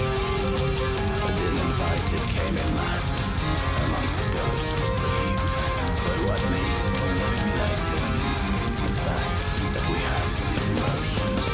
The fact that we can stand strong in front of divinity. Here's a symphony flying something you let us take away, because we are all out in this world.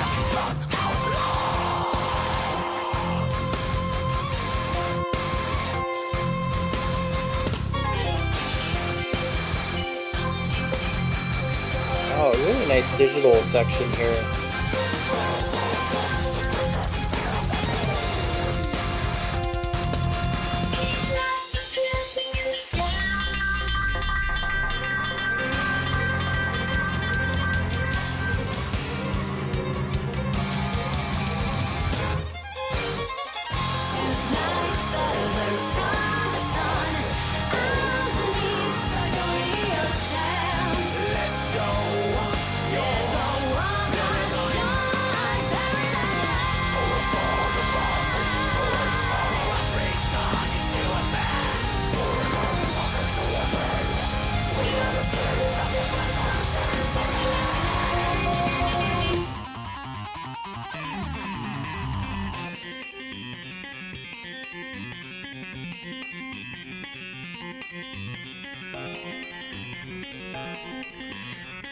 I thought that was a transition, but it went into this next section. Really nice idea there.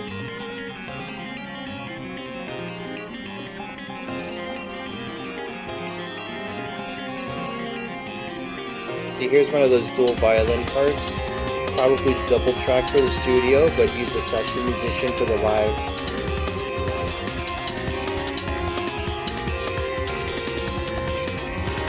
I wonder if they have their drum kit triggered or able to trigger MIDI stuff for that section, or if they have to program those drums for live.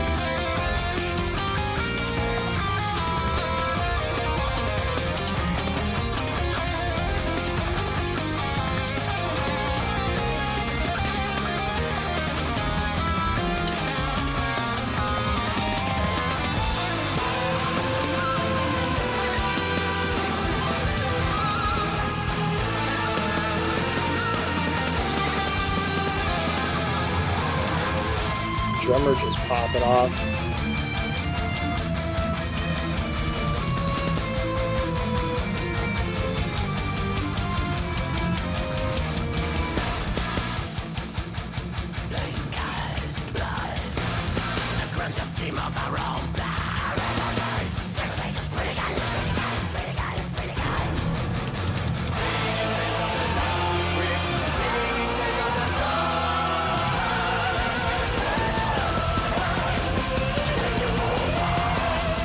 Getting here a little bit of an operatic flair on the vocals there.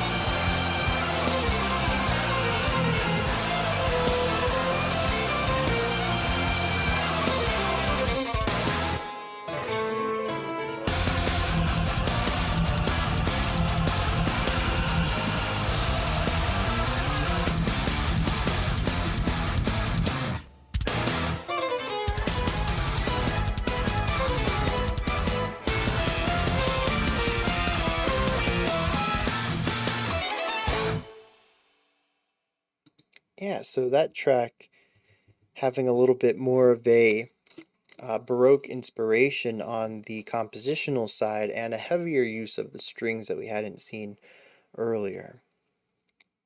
And of course, it's called the Quantum Symphony, and I don't necessarily think they were going for a symphonic sound, but certainly introducing more classical timbres and compositional techniques into that track align with the title just a hair. I did bring up meter. The meter has been consistently funky.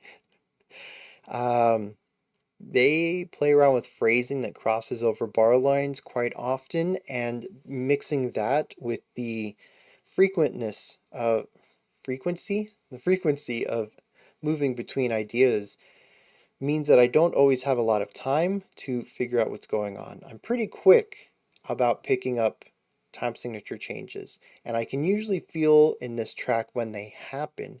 But given the amount of layers, the amount of polyrhythmic and polymetric ideas going on, and the fact that we don't stay in any of these for any real strong or real long sense of time, it makes it difficult for me to pick up on them on a first time. Right there, I mentioned we were at the 9 early on in the track, that we had a 9/4 idea going on. Possibly just 3-bar phrasing, a 3/4, which is probably how I'd write it. It's because we were in that section for long enough for me to pick it up, and it was simple enough to understand.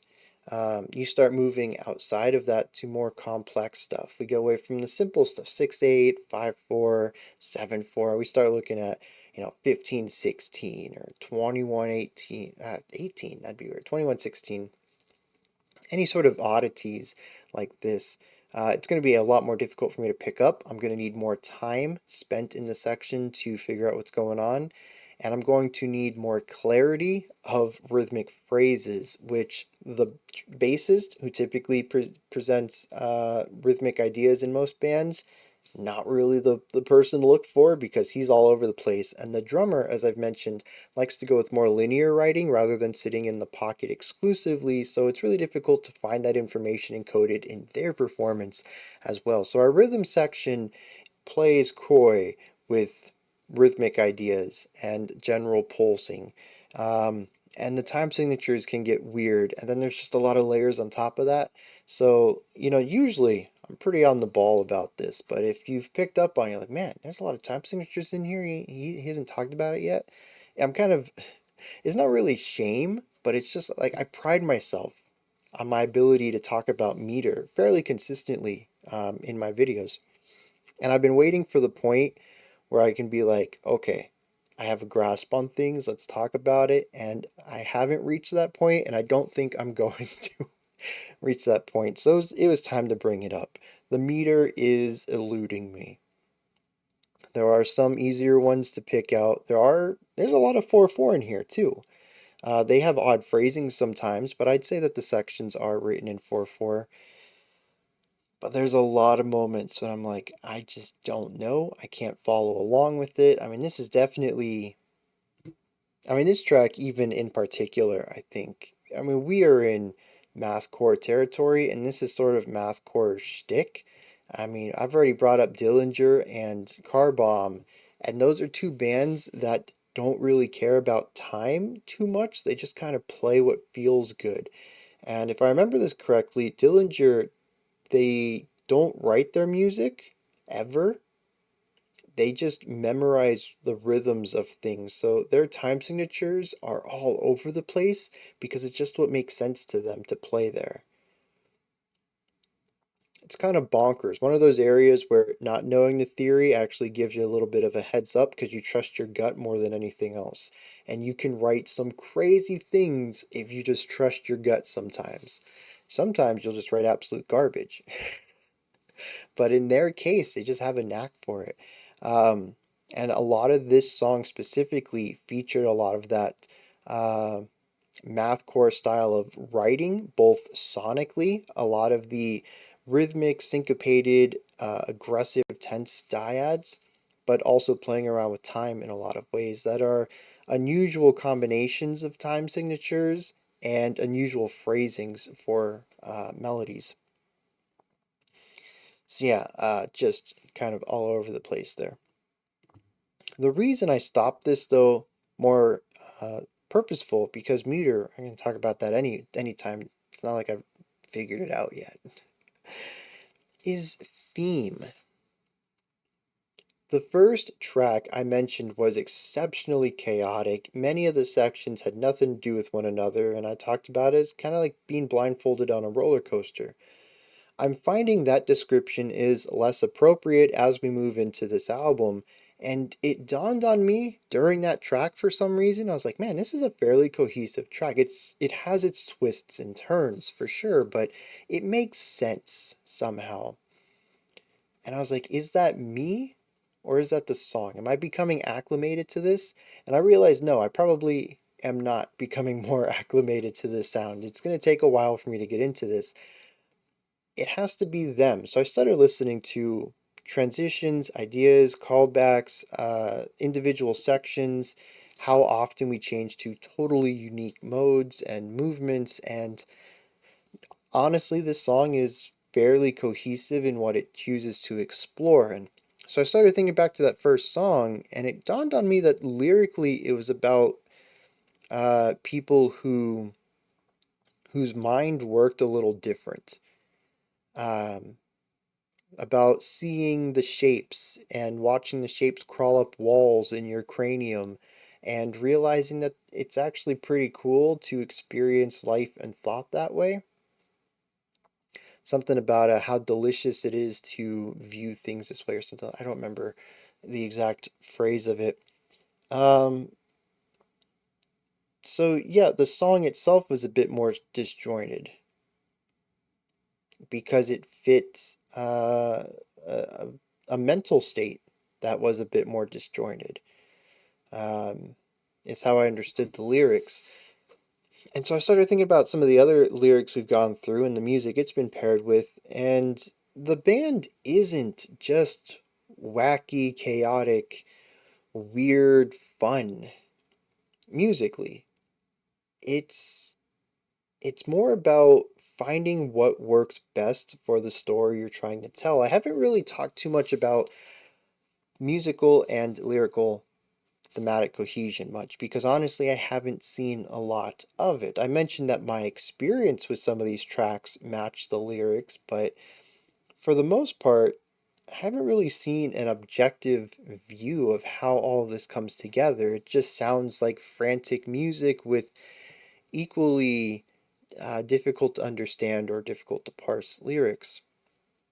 But there actually is something underlying that ties everything together. I may not always see it, but I am getting the notion that the music is designed to fit the lyrics, or that the lyrics are designed to fit the music in some capacity. May not always be obvious, but there is thought going into it. I can't see it on the first time through, but I'm getting the notion. I'm beginning to see where the strings are.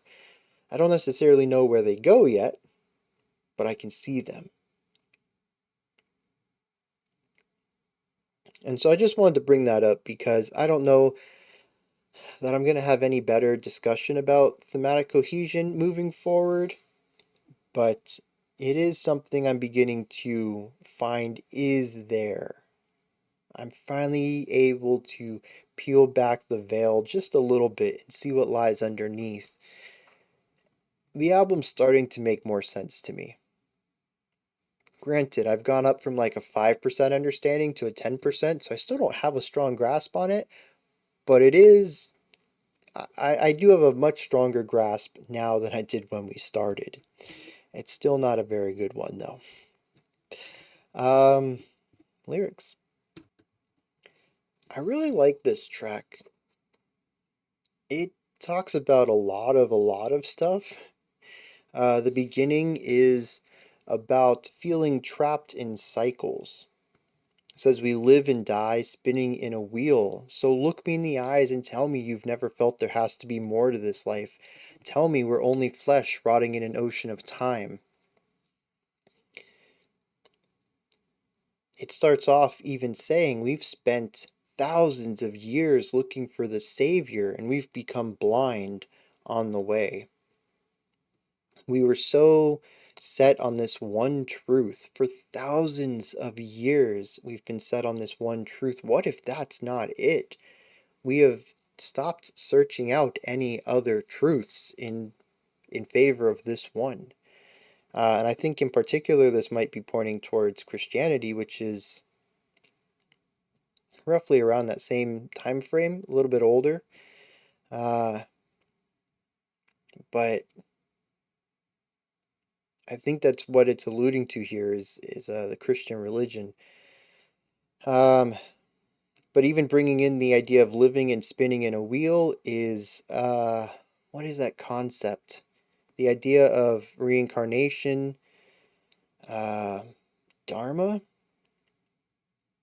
I think I'm a bit off on that. But the idea is that you continue to live and die until you live the perfect life and become spiritually aware and reach nirvana, in which you escape the reincarnation process. And it's Carnatic Wheel, is that it? Man, it has been a long time since I've learned about any of that, so it's up there. Just having a tough time recalling it.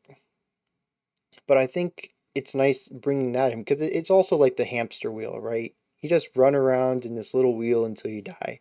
But I think also just bringing in another religious perspective to it, I think works well too because of where we're going to go.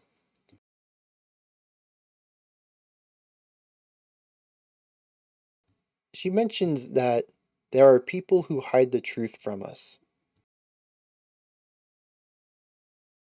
Says the magicians are out of breath. 52 years of tricks and lies. I'm curious what the 52 alludes to. It says they're hiding the monuments on Mars, but with a bunny in a hat.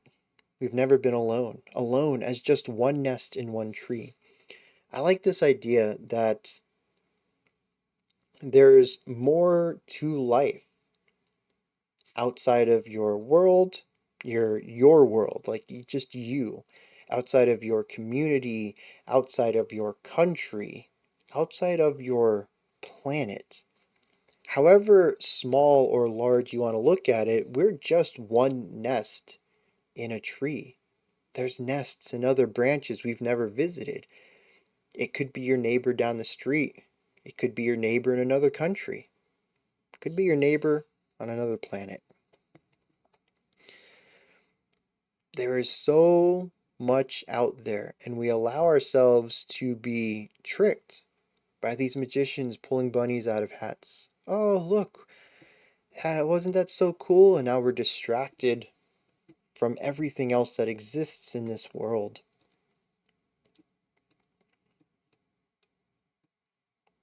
And even outside the world. Later on, says that the uninvited come in masses. Amongst ghosts we sleep, but what makes that will never be like them is the fact that we have these emotions. We can stand strong in front of divinities in tears and fists and defy them, shouting, "You'll never take our wings." because we, mortals, have nothing in this world but our love. I just love every bit of that.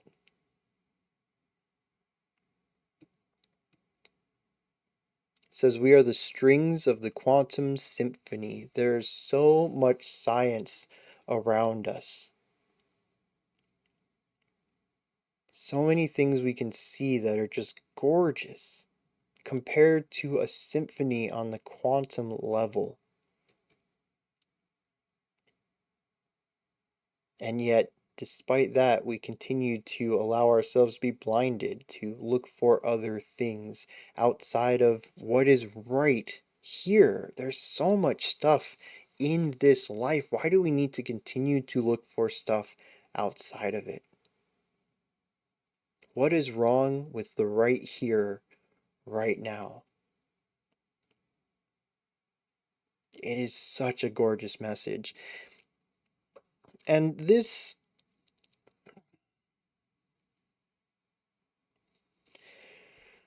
makes me wonder if the pumpkin track, Orange Vigilantes, isn't a disguise for something else. It is a fun story on the surface, but I didn't dig beneath that. So far, 5 tracks in, I think we are. Yeah. Orange Vigilantes' lyrics stand out as the only one that I felt lacked depth and lacked a meaning. It seemed to have just been a story to tell a story, but is there more to it? It is about revolutionaries. It is about pumpkins or creatures, living beings who live underground in caverns, wanting to take back the high ground, take back the daylight land, to stop living in darkness. It is a revolution in many ways, and revolutions are a major part of human life. It also mentioned at the end that history was bound to repeat itself, which, as we have seen, the constant fighting, infighting, revolutions, replacements of power, exchanges of power, it never ends. Is it supposed to be a criticism about the way that we have structured civilization through time, about how even when the poor, the lower rank, rise up and defeat a higher power in order to gain autonomy and uh, autonomy, we'll leave it at that, that the same cycles repeat. Instead of having division between humans and pumpkins, we will now have division between higher class pumpkins and lower class pumpkins. They don't really go into any of that, but it kind of alludes in that direction, and I'm curious if I did not give it the proper read that it wanted simply because I understood a surface level element to it. At the time, I thought maybe we were going to dance back and forth between some more serious topics and some more lighthearted ones, but I don't think we are, with only 4 tracks left. And I think one of them, let me see. According to our Genius doesn't have lyrics for track 7. So it's possible that 7 is an instrumental. Yes, it is. So with only 4 more tracks, and still I'm including 9, 10, and 11 all as one song, of lyrics, even if one of them was a bit more lighthearted and surface level, it is still such a small percentage of the tracks that it would make me want to lean towards reading everything a bit more seriously. It would not be that 50-50 divide that I originally felt we might have been exploring towards the beginning of this album. So I am just wanting to point that out, that I don't think I gave it the proper read it deserved, and I wanted to give it a little bit more of that. Alright. We're going to check out the next track, and probably the one after it, which is the instrumental, and I guess we'll take it from there. This one is Unfed Pendulum. It's the longest track on the album too, I think, just shy of 8 minutes.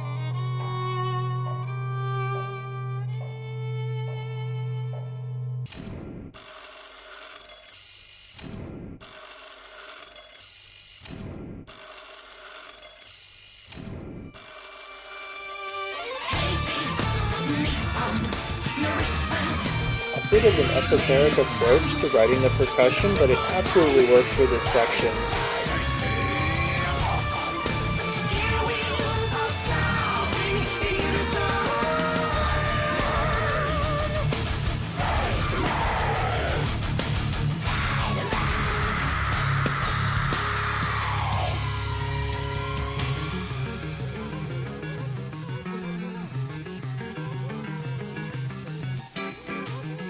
Destabilization of the gapless mechanism. Complete. You must be aware that I tried to pass. And ring supreme.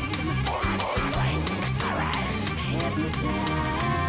Carry on. Out of your head.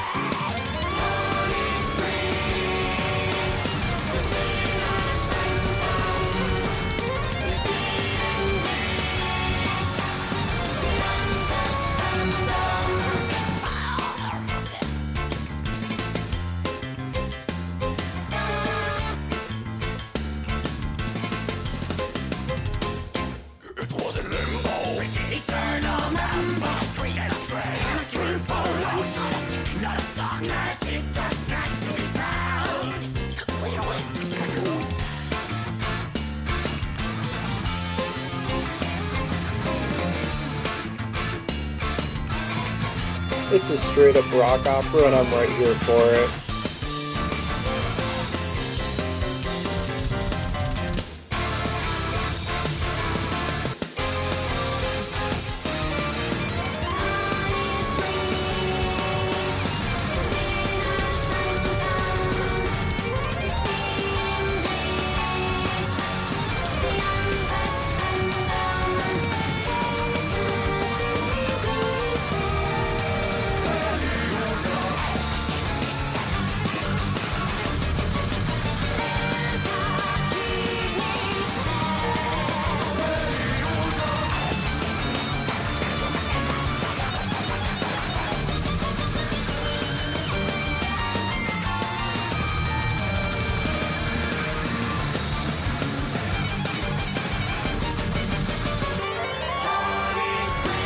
Just some ridiculous virtuosic playing in that last section.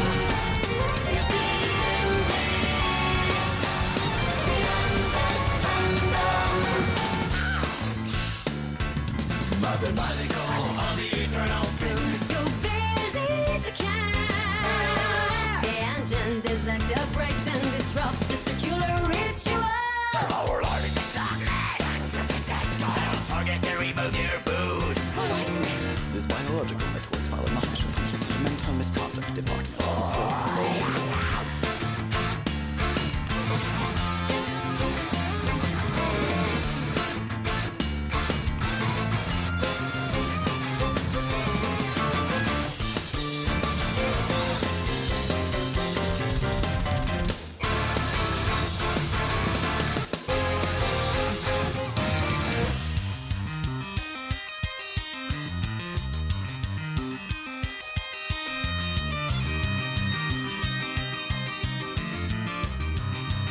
Just a beautiful walking bass line there.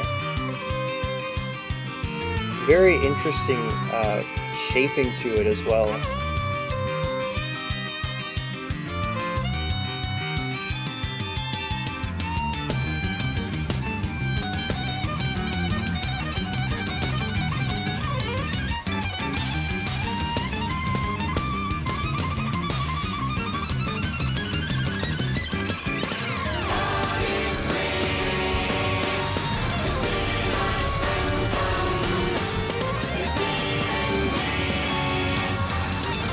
I think this is also their least dynamic song. Oh, we finally have a third song. Oh, this is sort of an adaptation of our intro. We've really only had 2 sections to this track that we keep bouncing back and forth between.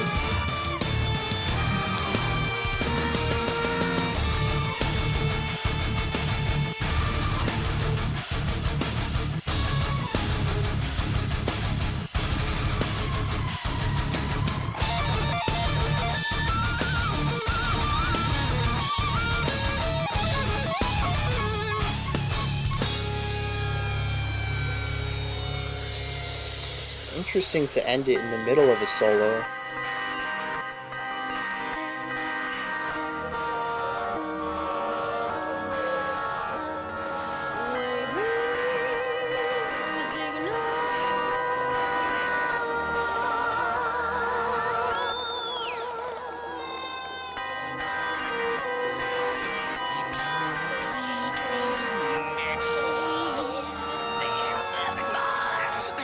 Really interesting getting the vibrato on the goblin voice.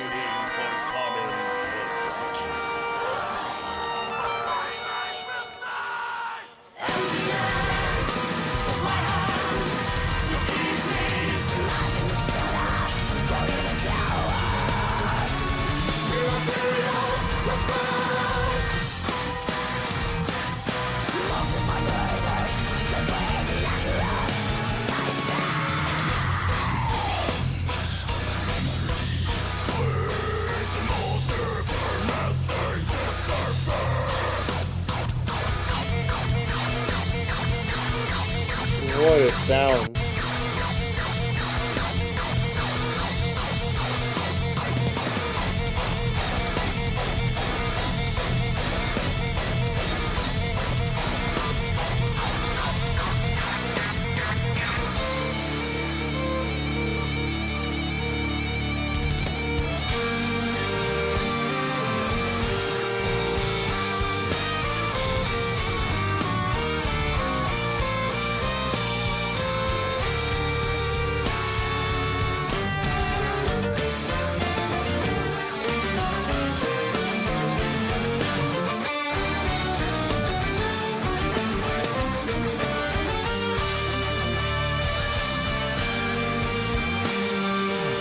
Such a gorgeous section.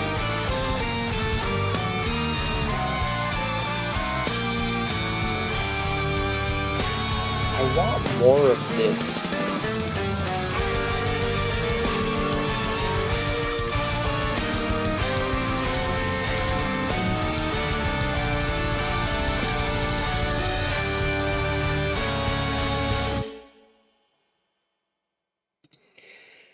All right. I know I said we'd run some of this together, but I lied. Well, I should say I gave you an answer without all the variables known, so the variables changed. Not necessarily a lie. I did plan on it.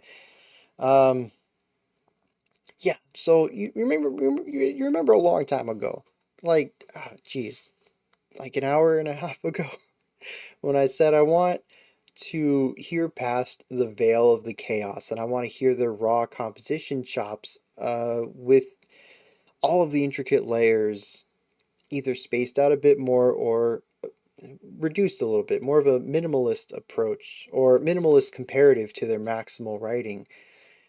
This is what I was talking about. That final minute and a half of this track was gorgeous. And it's not even like they had to go too minimal. There was still two violins, a cello, the guitar.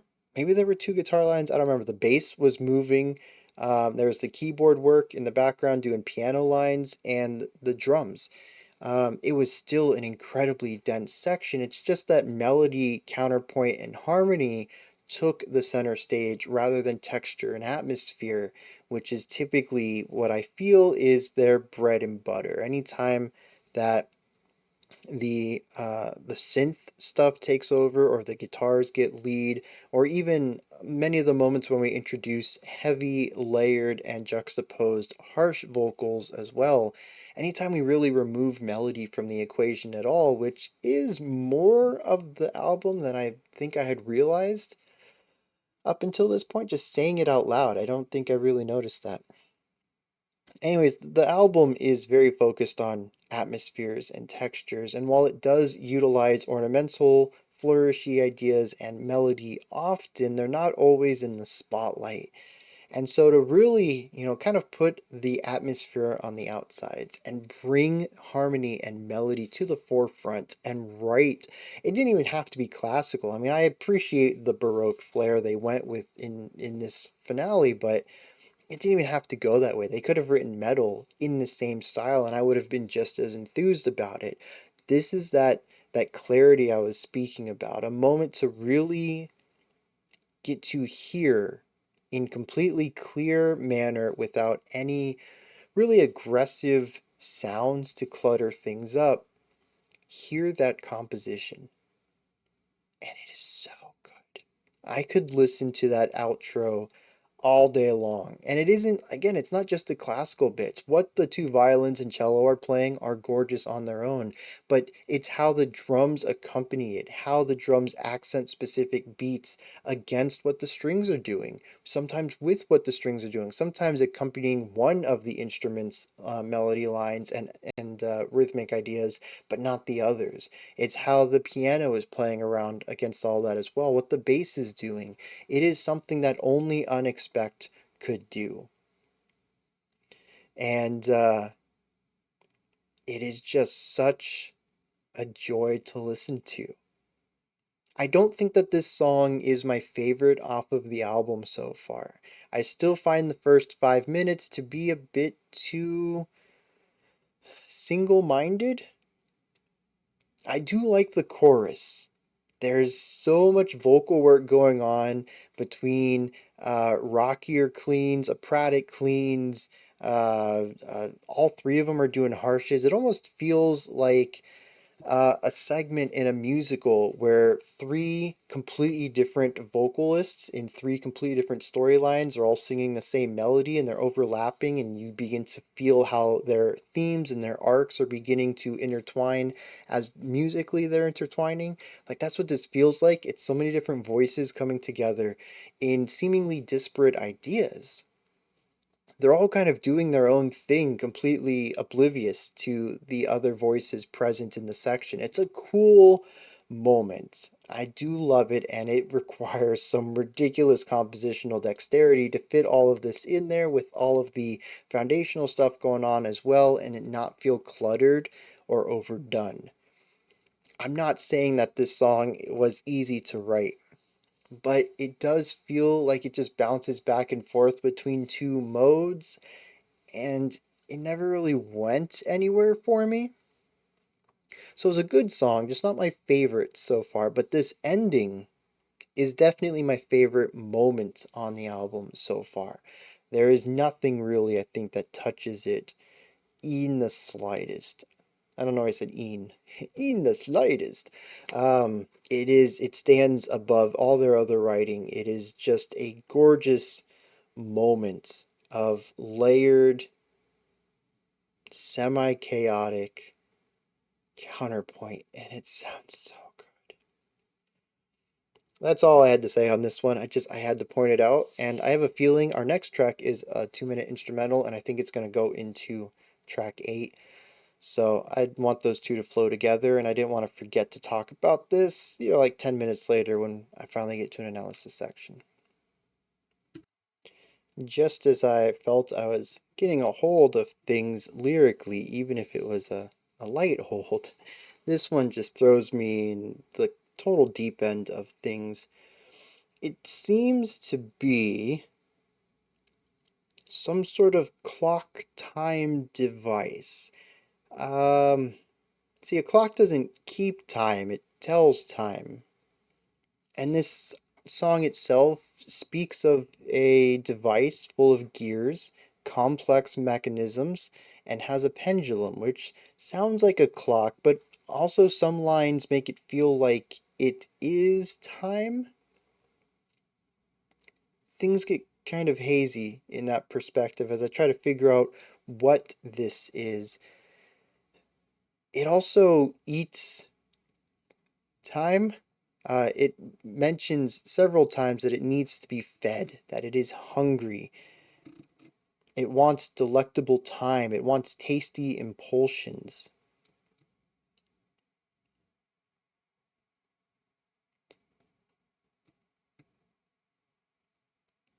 I'm not quite sure where to take most of that. There is, as usual, a psychedelic side to things, very metaphorical. It speaks that, the chorus, which is stated a couple times. I think this is the only song that I would really say has a chorus, in that we come back to it frequently. Most times we have a revisited idea, but it's more of a variation on something we had heard previously. In this track, it's very clearly a chorus. It's even structured that way, I would say.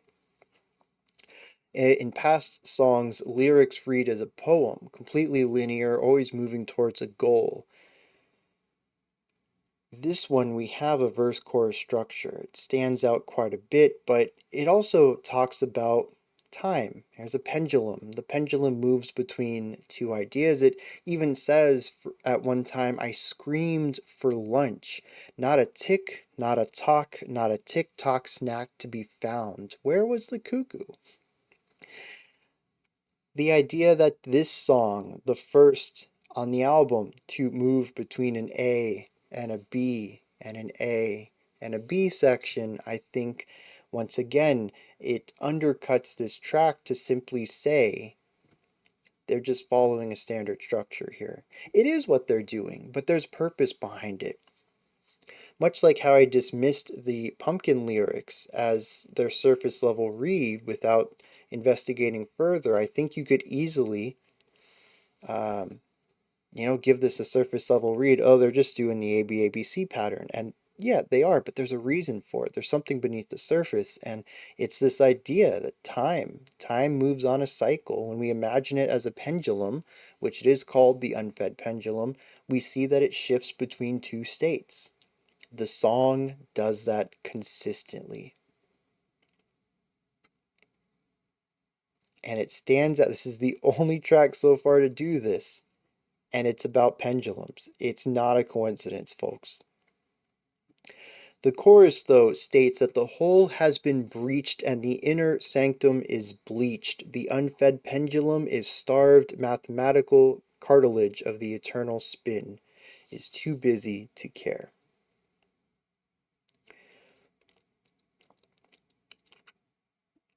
I don't know what this means. What is the whole? I mean, I know what a whole is, but what is this entity's whole? There's a lot of I and me. It's done from the first person. This first person appears to be the mechanism.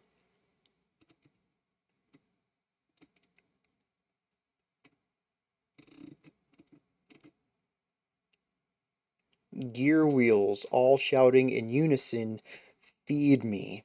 This device needs to be fed. What this device is, I don't know. I don't know what its whole represents. But it's breached. Things are coming inside, into the gears, into the inner workings of it.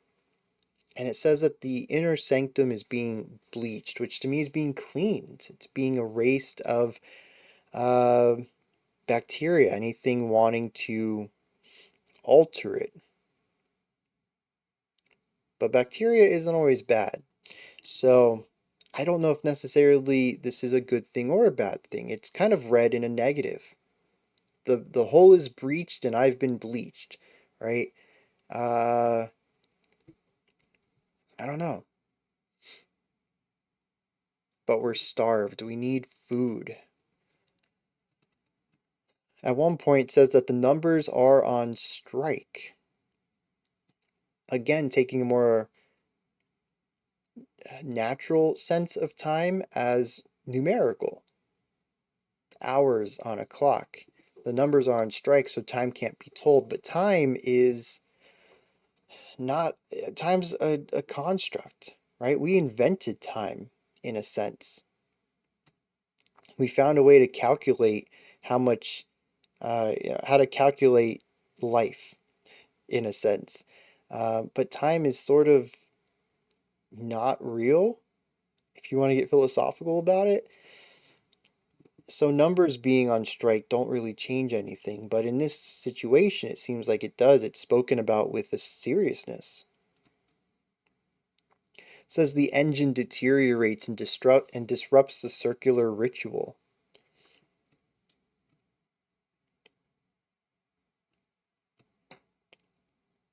I like this line. At the mental misconduct department on floor 404, file not found.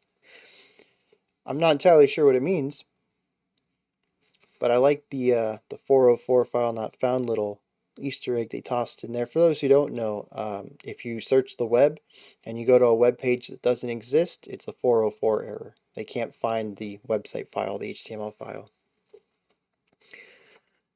Or any file, like if you're trying to download an app or something and the app file isn't there, you get a 404.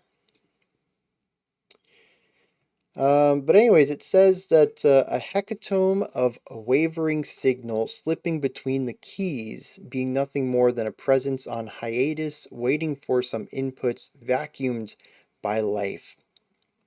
Emptiness took my hand to ease me, imagine stillness, but even slower, immaterial massage, pizzicato of the cortex, motions vibrating between inaccurate time spheres. I move on the balm of my memories, squeeze the motives, tormenting the surface. These last lines, at least to me, pull it outside of this metaphorical view of being a clock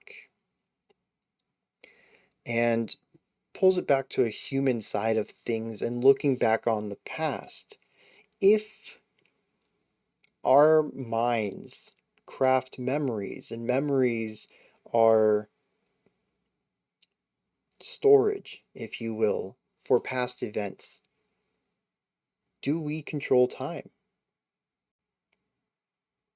If we misremember things, are we altering the past? Of course, on a philosophical level, we aren't. We can't control time. We are always in the present, and the past is what happened, regardless of how we remembered it. But it still gives us, it still gives us a power over the past.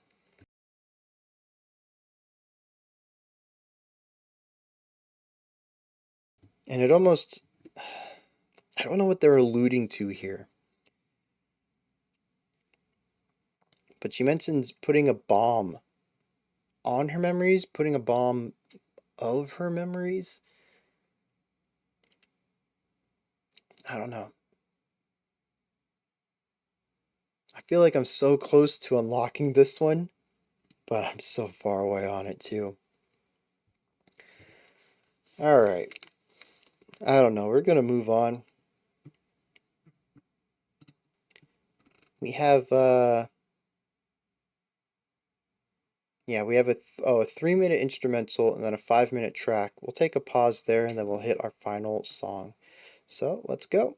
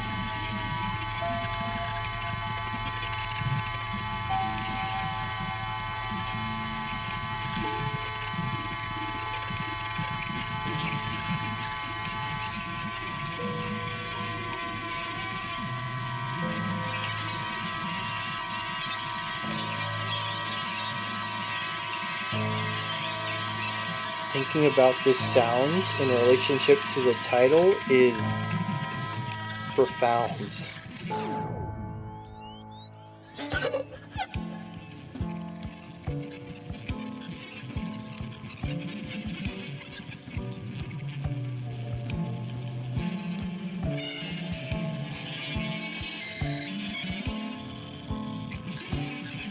Such an esoteric concept, both in idea and execution.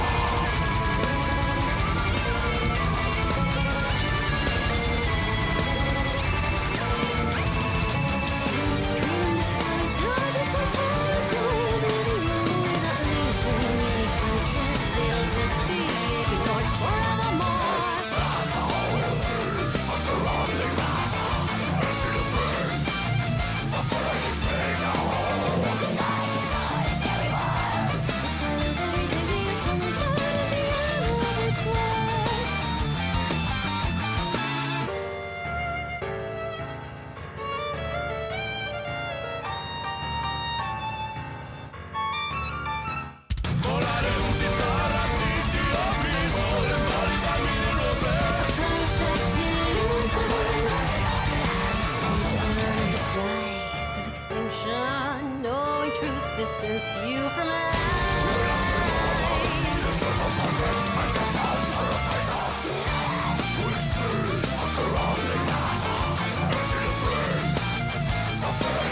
This reminds me of a new band too.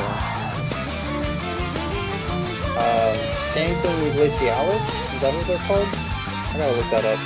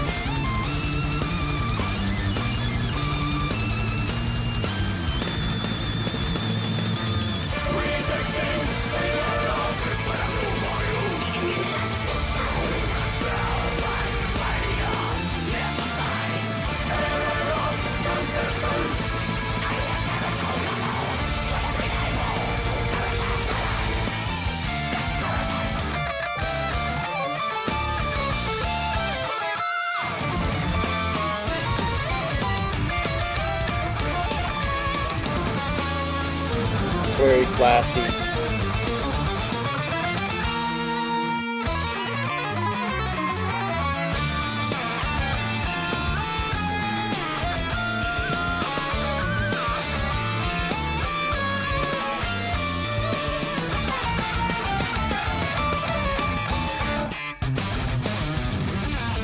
That was a gnarly bass hit.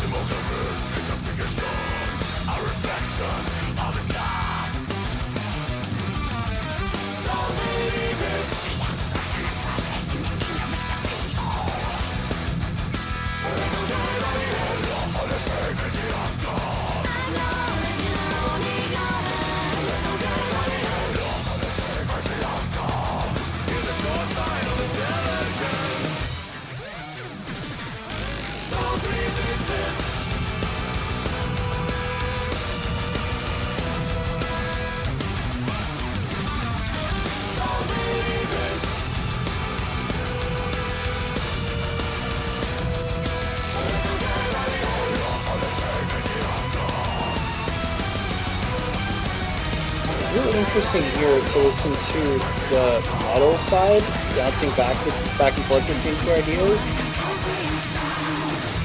while the keyboard and violin were sort of doing this singular overarching idea, tying it all together.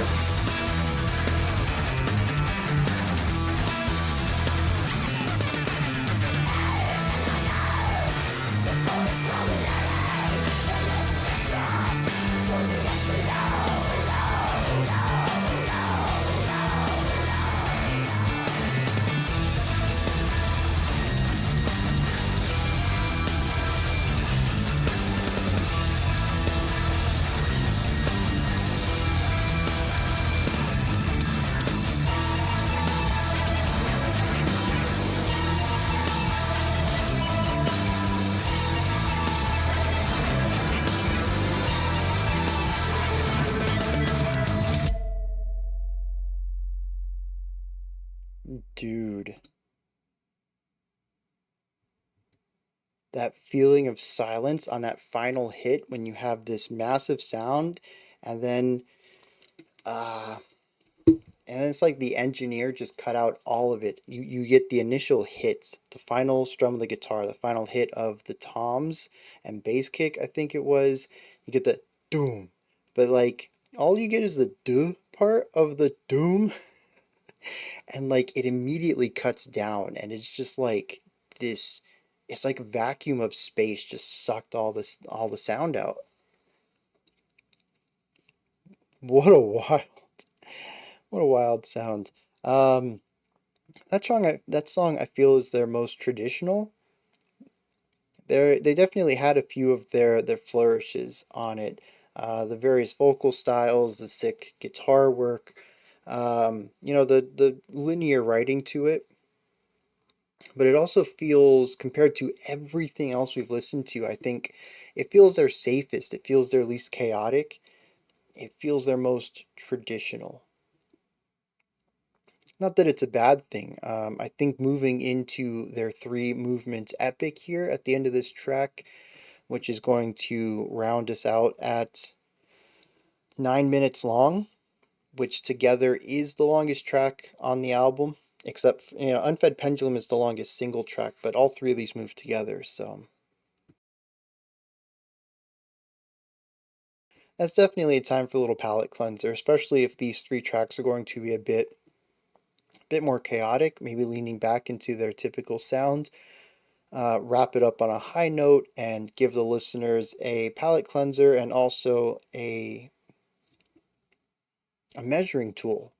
Because the album's kind of crazy all the time, and eventually that craziness can become the status quo. Standard contrast. Show us what something a bit more simplified sounds like so that when we have a big bombastic outro, we have something directly to compare that to. So yeah, just a bit more of a standard track here. I don't have anything to say about it. The same kind of goes for In the Mind of the Last Whale. I said something during it. It was just a little throwaway line while we were transitioning songs, and I think I was muted, so I'm going to repeat that real quick. I don't have anything to say about it. I don't know what to say about it, but it is profound.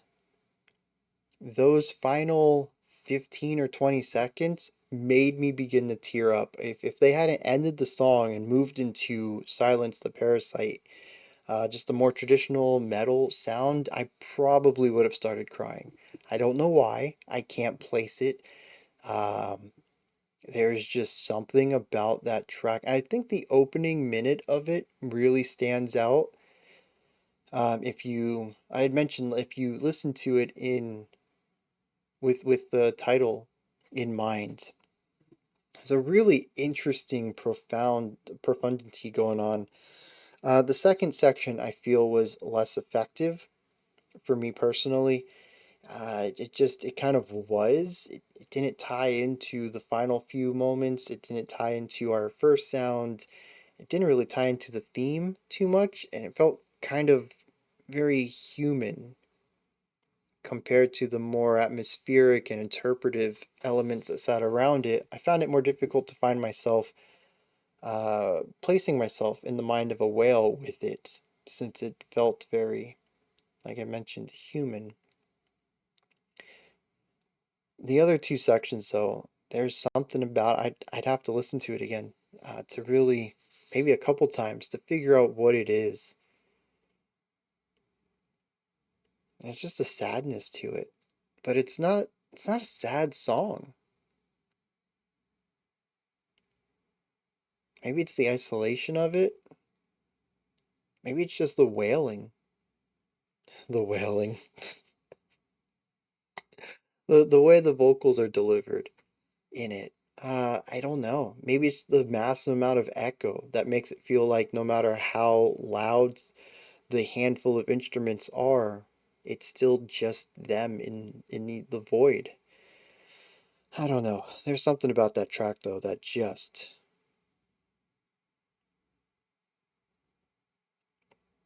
yeah.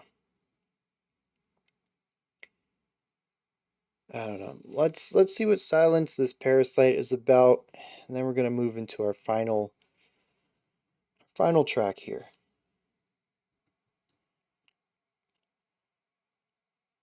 This one.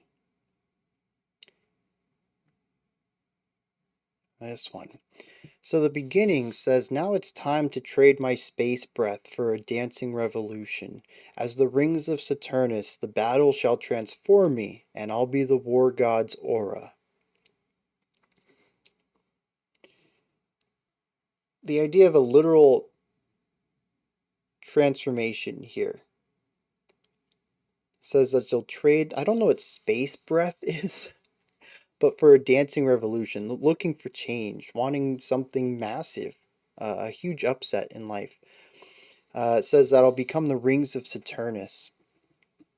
I found this little annotation somewhere. Where was it? Saturn is the god of time, and change. This is the second time that time has been brought up, and like the fifth time that change has been brought up. Orange Vigilantes was a literal revolution in the sense of overturning a ruling class. Mechanical Phoenix was about rebirth and changing one's state. Quantum Symphony was about changing one's mind and perspective. Unfed Pendulum was literally about the breakdown of time, I suppose. Um, there's so many moments on this album where we talk about revolution, where we talk about change, where we talk about time. Even Mechanical Phoenix, we brought up the ideas of falling and rising civilizations, which I originally interpreted as the concept of rebirth for an inorganic element. But honestly, it could also be about the passage of time, which is something I hadn't considered at the time. Words is a song about how powerful words are and how they can be utilized over time in order to achieve great heights or used for nefarious means over time. Even Unsolved Ideas of a Distorted Guest has elements of time and growth in it. It seems to be an element that is consistently represented in this album, interestingly called Fables of the Sleepless Empire, which is neither about rebirth, change, nor time.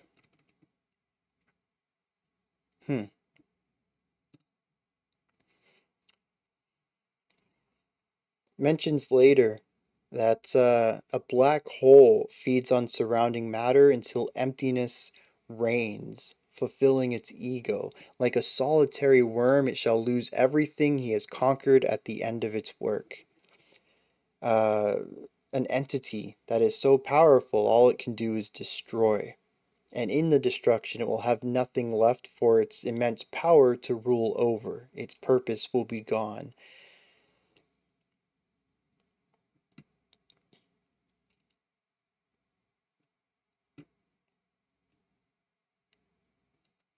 It states later on, without remorse, you choose to forfeit existence for the sake of knowledge.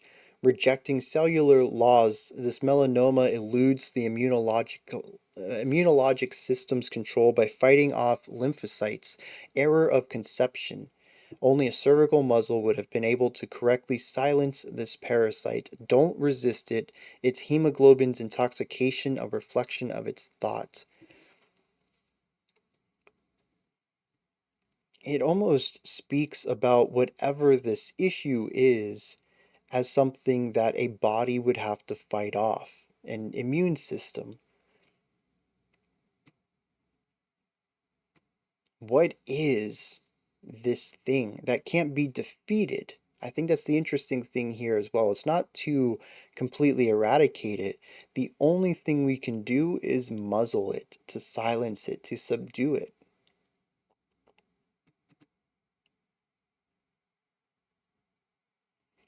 Our final stanza says, you hang reason and poison wisdom. In consequence of your incomprehension, thirst and hunger divert it from learning in its distrust for the absolute. A little before that, it says, acknowledging our own ignorance is a sure sign of intelligence. I'm not sure entirely what this is about. It seems to be an attack on knowledge for knowledge's sake. Much like the black hole, if all you ever do is strive to learn everything and never apply it, you'll eventually have a mastery over nothing. There will be an eventual point where you have learned everything. There's nothing left to learn. And what do you do with that knowledge when your goal has been accomplished and there's nothing left to do?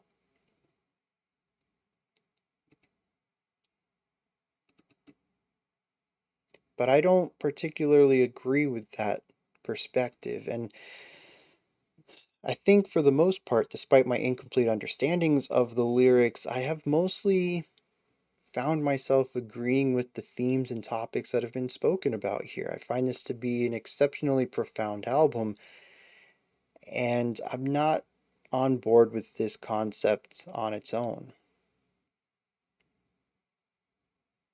It has to be about something else, especially since right here it says you hang reason and poison wisdom. Reason and wisdom are opposition to you. So critical thought and understanding complex situations through experience are positive elements spoken about in this track.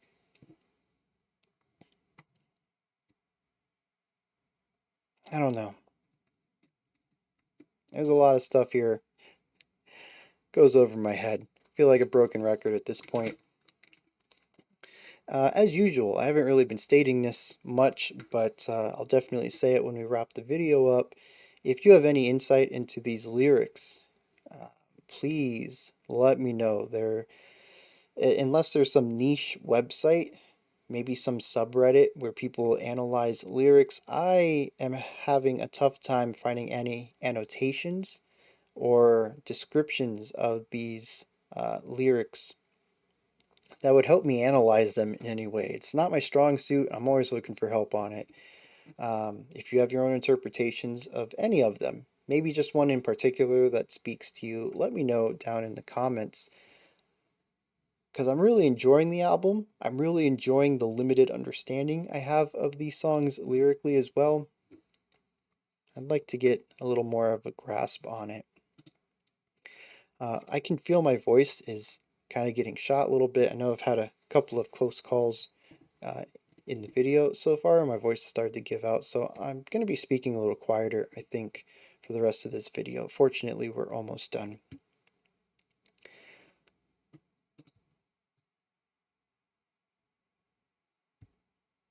There we go.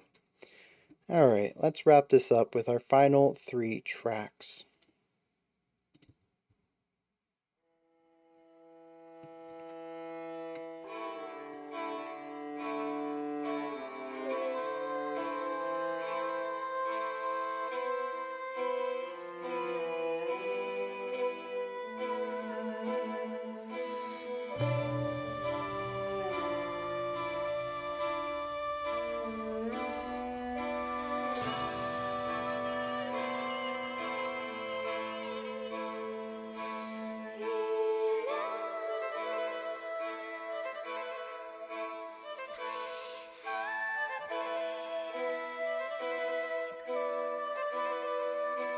I'm going for a bit of a minimalist approach to this one. Either that or a slow burn, possibly.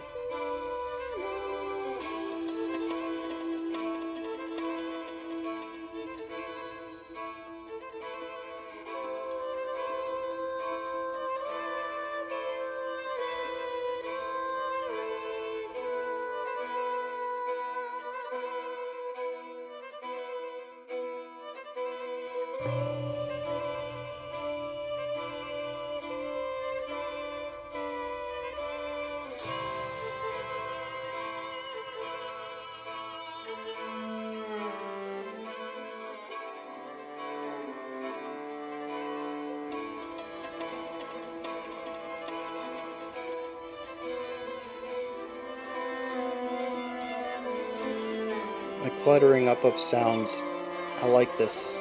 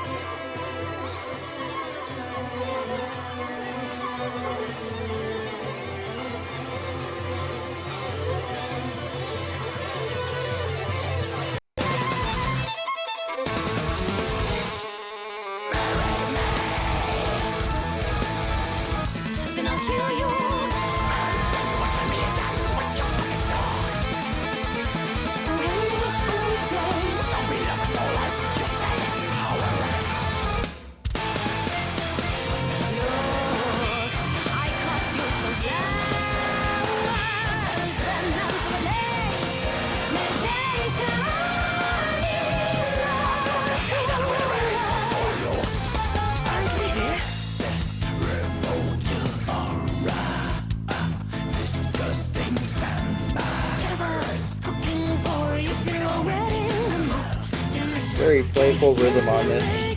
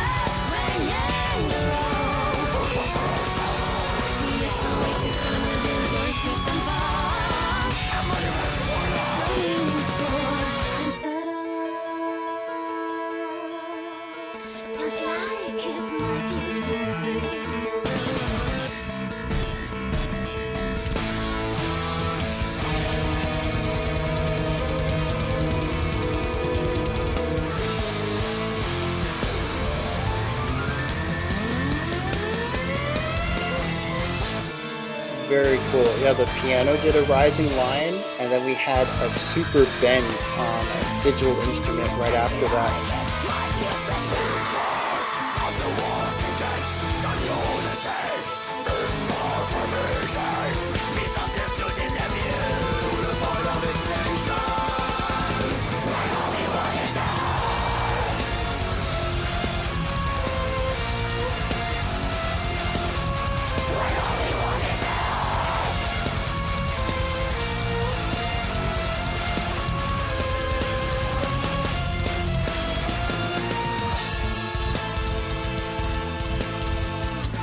Those really tight bass kicks.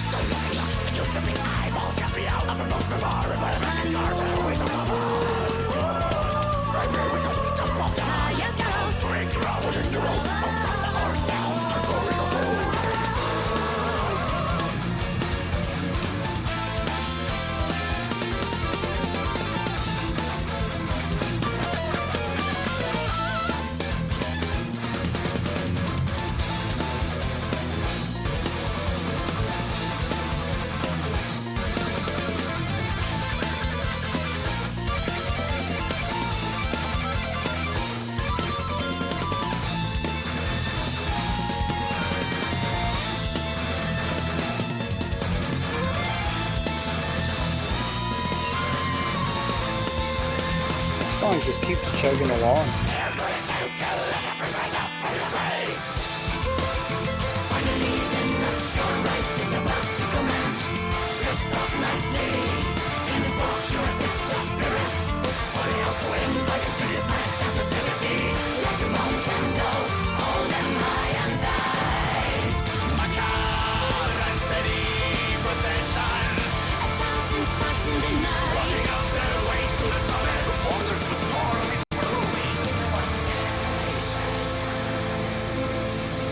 I was kind of hoping we would have went to something that we were on the verge of having a nice hook there.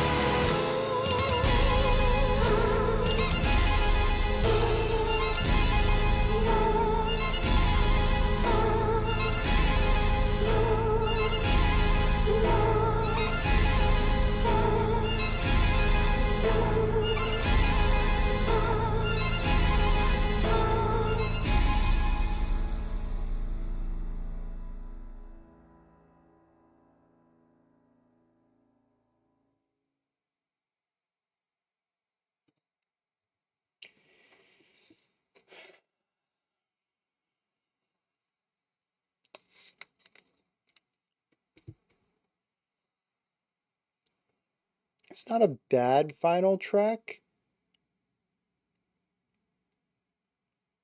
It's sort of a bad finale, though. That's not fair.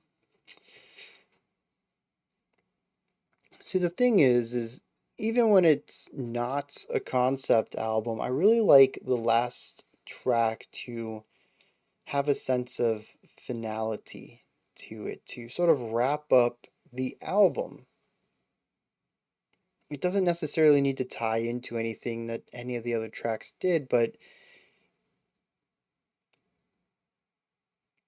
I really enjoy when the last track feels like a last track, and I don't know how to explain that.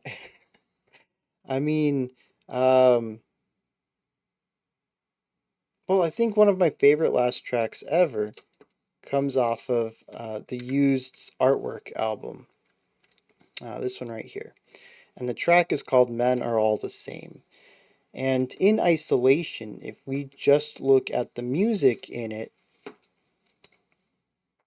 it is a high point for the album that no other track really hits. It just is this massive, explosive ending, just a big emotional moment. Now, it does happen to pull lyrics and melodies from one other track in it, acting as a bit of a refrain from that, or refrain for that. Um, and that certainly adds to my enjoyment of it, but it still has a peak of emotional impact that the rest of the album doesn't. It feels like the end. Now, a strange one, I think, is Godsmack's debut album, which this is not the original case. This is just a random jewel case. I don't think I knew that. For some reason, I thought I had all the original inserts and stuff. That album ends on Voodoo, which is a drastic departure from everything else on the album, but I think still sums up the album in a fantastic way. It has barely any callbacks to the rest of the composition, lyrical themes, anything, and yet it still feels like a proper ending to the album. I don't know what makes a good final song feel like a final song. It's something maybe I should explore sometime. But these tracks don't. They feel like they're not good intro tracks for sure, but these three songs, these three movements here, I feel could have fit into the middle of the album and nothing would have really been affected. It doesn't really alter anything about the album. So I mean, that's definitely a subjective thing. Other people may find that this is a phenomenal way to end the album. There's something here that's missing for me.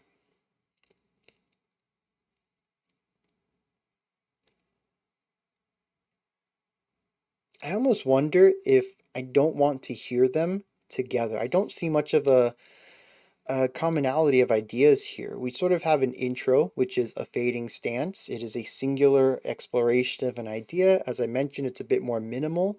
And until yet a few more deaths do us part, the final track is also singular in focus. It does its own thing for the extension of its 2-minute runtime. The middle of this, when the Joyful Dead are dancing, is the 4.5 minute eclectic, all over the place, typical writing for them, and it feels so distinct from its intro and outro, or the movement before it and the movement after it, that it's difficult for me to hear these three as a singular idea. And I think, you know what? Hype. When I heard it was a 3-movement song that capped off the album, it wasn't told to me explicitly, but I think I somehow came to a conclusion that it would be this momentous moment.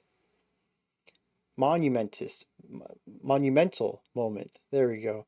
To wrap the entire album up. It's the only multi-movement song.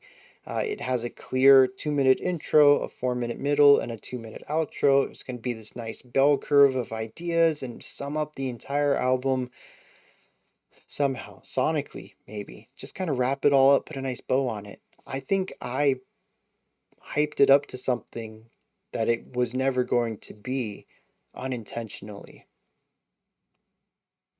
I wonder how I'd feel about it on a second listen. Because as it is, A Fading Stance and Until Yet a Few More Deaths mimic. What do they mimic?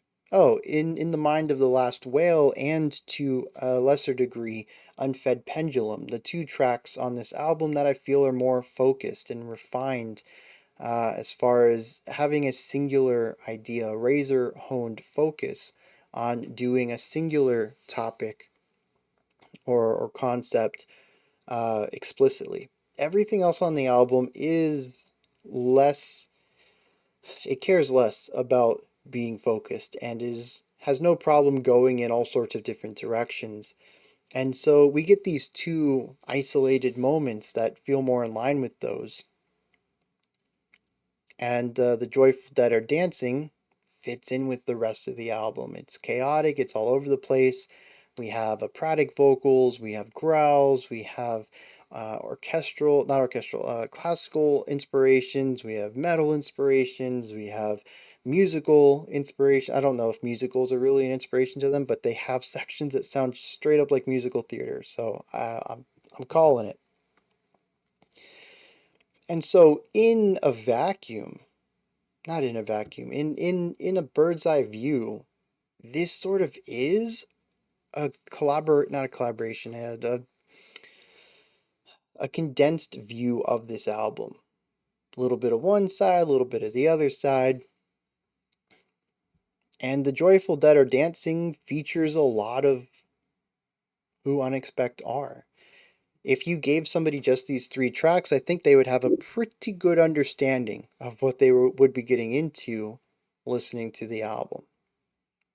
More so than some of the other tracks, especially Unsolved Ideas of a Distorted Guess, which I think is probably my favorite track from them, and it's the most eclectic and esoteric of the batch, but it doesn't feature any of the singular focused concepts that we hear in roughly half of the songs, track-wise, not lengthwise, of course.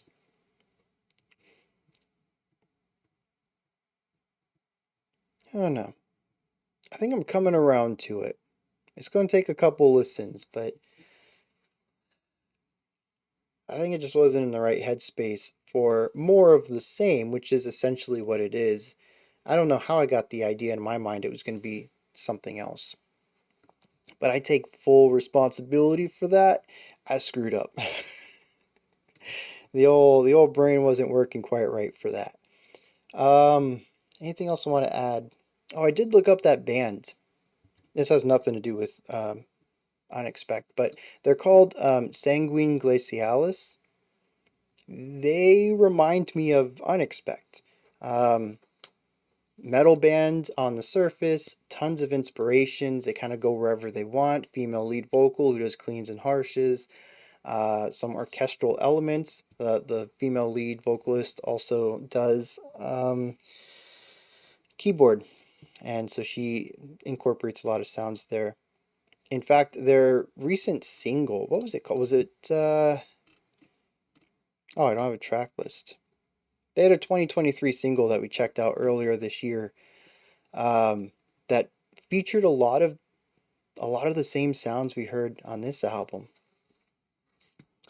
And I totally forgot they had a 2023 album, so this was good because I got to put this to the top of my list and check them out soon because 2023 is almost over. I got to be putting this list together. But here's what I found interesting. I don't think that I would have brought this up otherwise. Their debut album was 2012. They formed in 2010. So after UnexpecT formed, after UnexpecT put a couple of albums out, because UnexpecT had been around since '99. Wow, they put out 4 albums in 13 years. 12 years. They certainly took their time on releases. So right around the time, though, that they put out their final album, Sanguine Glacialis was working together to put out their debut. So that's kind of neat. What does that have to do with anything? Here's the thing. They both hail from Montreal, Quebec. That kind of blows. I don't know how big Montreal is. Can I check? Hmm.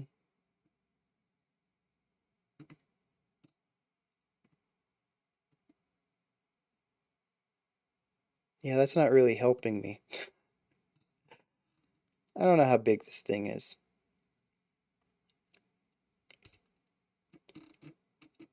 But that place seems to be a pretty good place to find some phenomenal progressive metal.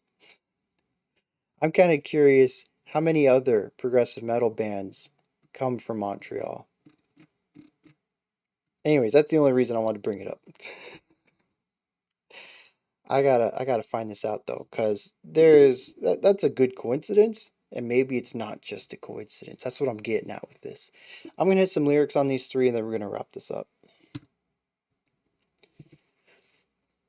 So on the surface, this is the story of two people who presumably killed themselves, came back as zombies, confessed their love for each other, and then got married as the undead. There's got to be more to that, though, right? I don't know. I gave it 2 read-overs, trying to find something more in it, trying to find something that ties it to the concepts of time and rebirth. There's the very literal idea of dying and being reborn as the undead, but that feels too literal for this.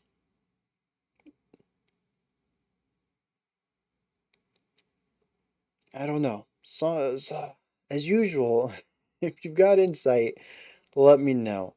All the lyrics are on genius.com. You can also go to sonichits.com, which I like because they tend to have descriptional rundowns of what everything means, whereas Genius is more line by line annotations.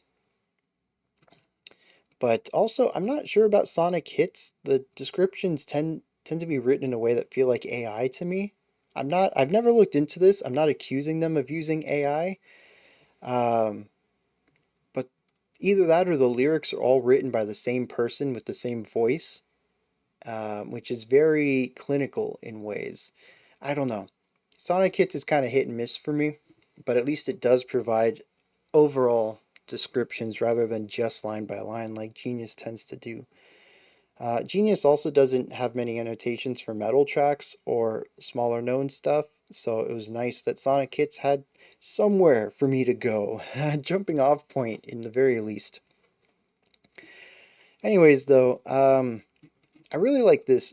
A fading stance starts out with a stanza. Life still resonates in us, and the echoes of its memories coagulate our resolve to believe in this fading stance. This is also the same beginning 4 lines of the final track. It's a nice little foreshadowing of that. We get into when the joyful dead are dancing, and it starts out, says, "Marry me, then I'll kill you, and then you'll kill me again with your pocket shark. So handy on weekdays. Zombie lovers for life, you said. How ironic."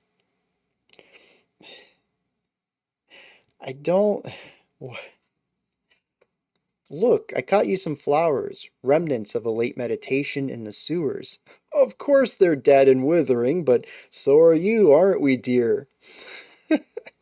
It's it's so tongue-in-cheek, comical. It's fun. It's, dare I say, campy.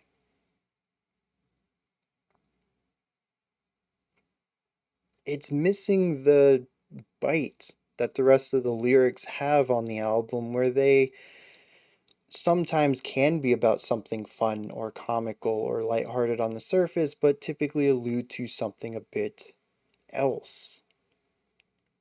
I'm not seeing it here.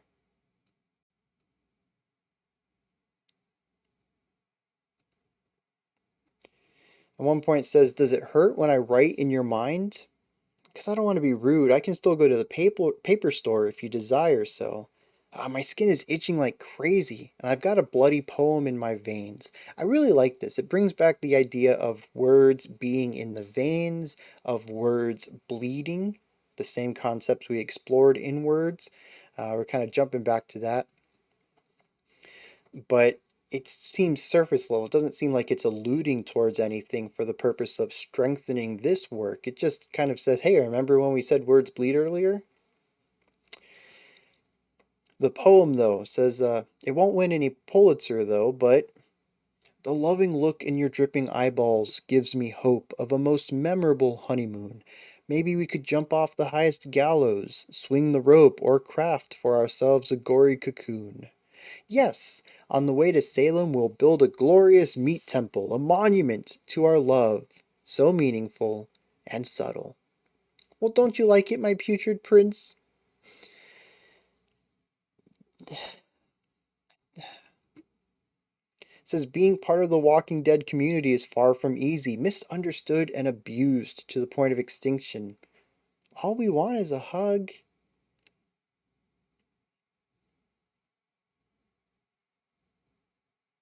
I don't mind the track in isolation. I think it's fine. It's not my favorite. Musically, it feels like a lot of what we had been exploring. The sound itself had become kind of safe to me. That's not an indictment on the album at all. It's just I gradually got more acclimated to their writing style. The novelty began to wear off in many ways. They still had some sections that surprised me, but the music became more routine for me. I started looking for the highlights more often than just having everything seem bonkers to me all the time. Lyrically, though, it's just fine. I don't have a problem with it. It's about two undead lovers and some funny undead puns going on in here. It's just about context. Maybe I'm missing something that can elevate this to fit in with the expectations I have for their lyricists based on the other tracks. But if not, it's just a fun, lighthearted track amongst heavy hitting songs. Again, it's not a concept album. It's not out of place here, but I also don't feel like it's in the right place. If this was a single, if this was a bonus track, I think I would be okay with it. It feels bad for it to be the final thing I hear from them, though.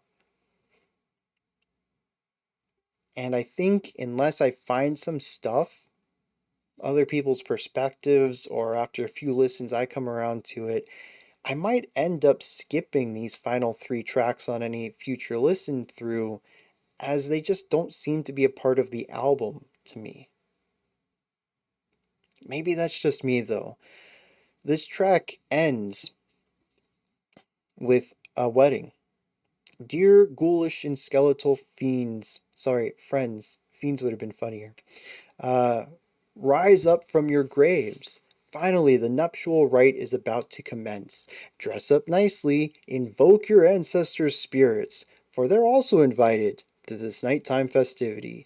Light your bone candles, hold them high and tight. Macabre and steady procession, 1,000 sparks in the night. Walking up their way to the summit, a wonderful storm is brewing for the celebration. And then we get our opening lines from A Fading Stance. Life still resonates in us, and the echoes of its memory coagulate our resolve to believe in this fading stance that is called love. We get the end. We get to understand what the stance, the fading stance is. And it makes a little more sense now. Life still resonates in us. I didn't quite get it in Fading Stance, but here, of course, it is that they're dead or undead, but they're still alive. They still have life. They still have emotion. It seemed a bit more profound the first time around and a bit more literal this time around. Not that it's a bad thing, but again, I have certain expectations for this album, having read through all the lyrics so far and not quite meeting my expectations. says the Reaper himself trembles in front of such noble a power, for his branch is not even mentioned in the Book of Obstacles. Our two souls shall be one from now on, until yet a few more deaths do us part, and in the absence of a proper authority to do so, we hereby declare ourselves husband and wife, a most morbid union bringing hope in this bleak land, in dire need of tolerance and serenity.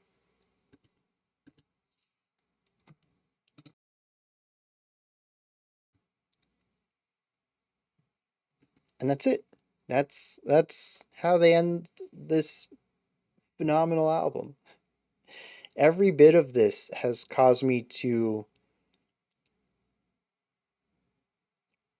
challenge my perceptions on some very large ideas. And we wrap the album up with, wouldn't it be funny if two zombies got married and we did some funny puns about it? Now, here in this final track, until yet a few more deaths, there is the element that love can even overcome death, that even the Reaper trembles in front of it, for it's not even mentioned for death itself is not even mentioned in the Book of Obstacles. That concept I think works really well, but the path to get to that I don't think was as strong as what the rest of the album has done. I think I'm done harping on this right here. I'm just going to end it with, I'm hoping I'm wrong, and I hope someone points out the depth to these final few tracks. Again, if they are just the fun romp of puns that they are, it's fine in a vacuum. In fact, I think if I had heard this as a series of singles rather than at the end of this album, I might have even really enjoyed it. Musically and lyrically, there's nothing wrong with it. It really is its context, its placement in the album, and everything else that it has to go up against. This is a solid 8 out of 10. But everything else on the album is like 9 and 10 material, and that makes this feel weak. But I could be wrong on it, and y'all could change my perspective and I'd bump it up. Yeah, this is actually a 9 because, someone explained it to me and I was just too stupid to get it. I don't know. I greatly enjoyed this album though. UnexpecT, I've always liked. They've been abrasive, but they do it in a way that tickles some centers of my brain that really work. And I enjoyed this listen. It's not something I can listen to all the time. I don't think it'll be something I toss in the CD player constantly. But when I'm in the mood for it, and I know I'm going to get in the mood for it again, it's going to be there for me. And I'm really going to enjoy myself again and again and again. Those are my thoughts on UnexpecT's Fables of the Sleepless Empire. Let me know your thoughts, opinions, perspectives, comments. Put all that stuff in the comment section. I had a few questions throughout here. I was probably wrong in a few places. Let me know. You can't let me continue on being uneducated. Inform me so I don't make these mistakes again. Above the description box, no, above the comment section in the description box, you find a link for Linktree. Takes you here. You can find links to my music, ways to support the channel, a link to the Discord server, and so much more. Above that, if you could, like, subscribe, and ring the bell. I greatly appreciate all three of those. That wraps it up for today. I'll be back tomorrow morning. Am I going to be back tomorrow morning? Yes, we're doing the 4th live stream of the month. We have 5 Sundays. Normally, if we do a 5 Sundays, I take a Sunday off, no stream, but I'm thinking about it. I'm thinking about doing something there. No promises. Don't hold me to anything. But keep an eye on the usual channels, Discord, the community posts, to see if I decide to do something then. I'll try not to make it last minute. I'll try to give y'all like a week's worth of advance. But anyways, tomorrow though, we do have a live stream. Oh wait, tomorrow would be the week's birth of advance. You'll know soon. We'll have a live stream in the morning though. Morning for me, 11 a.m. Eastern Standard Time to 3 p.m. UTC. Goes for 2 hours. We check out music. The song selection is already set, but you're welcome to join in and chat and discuss the music.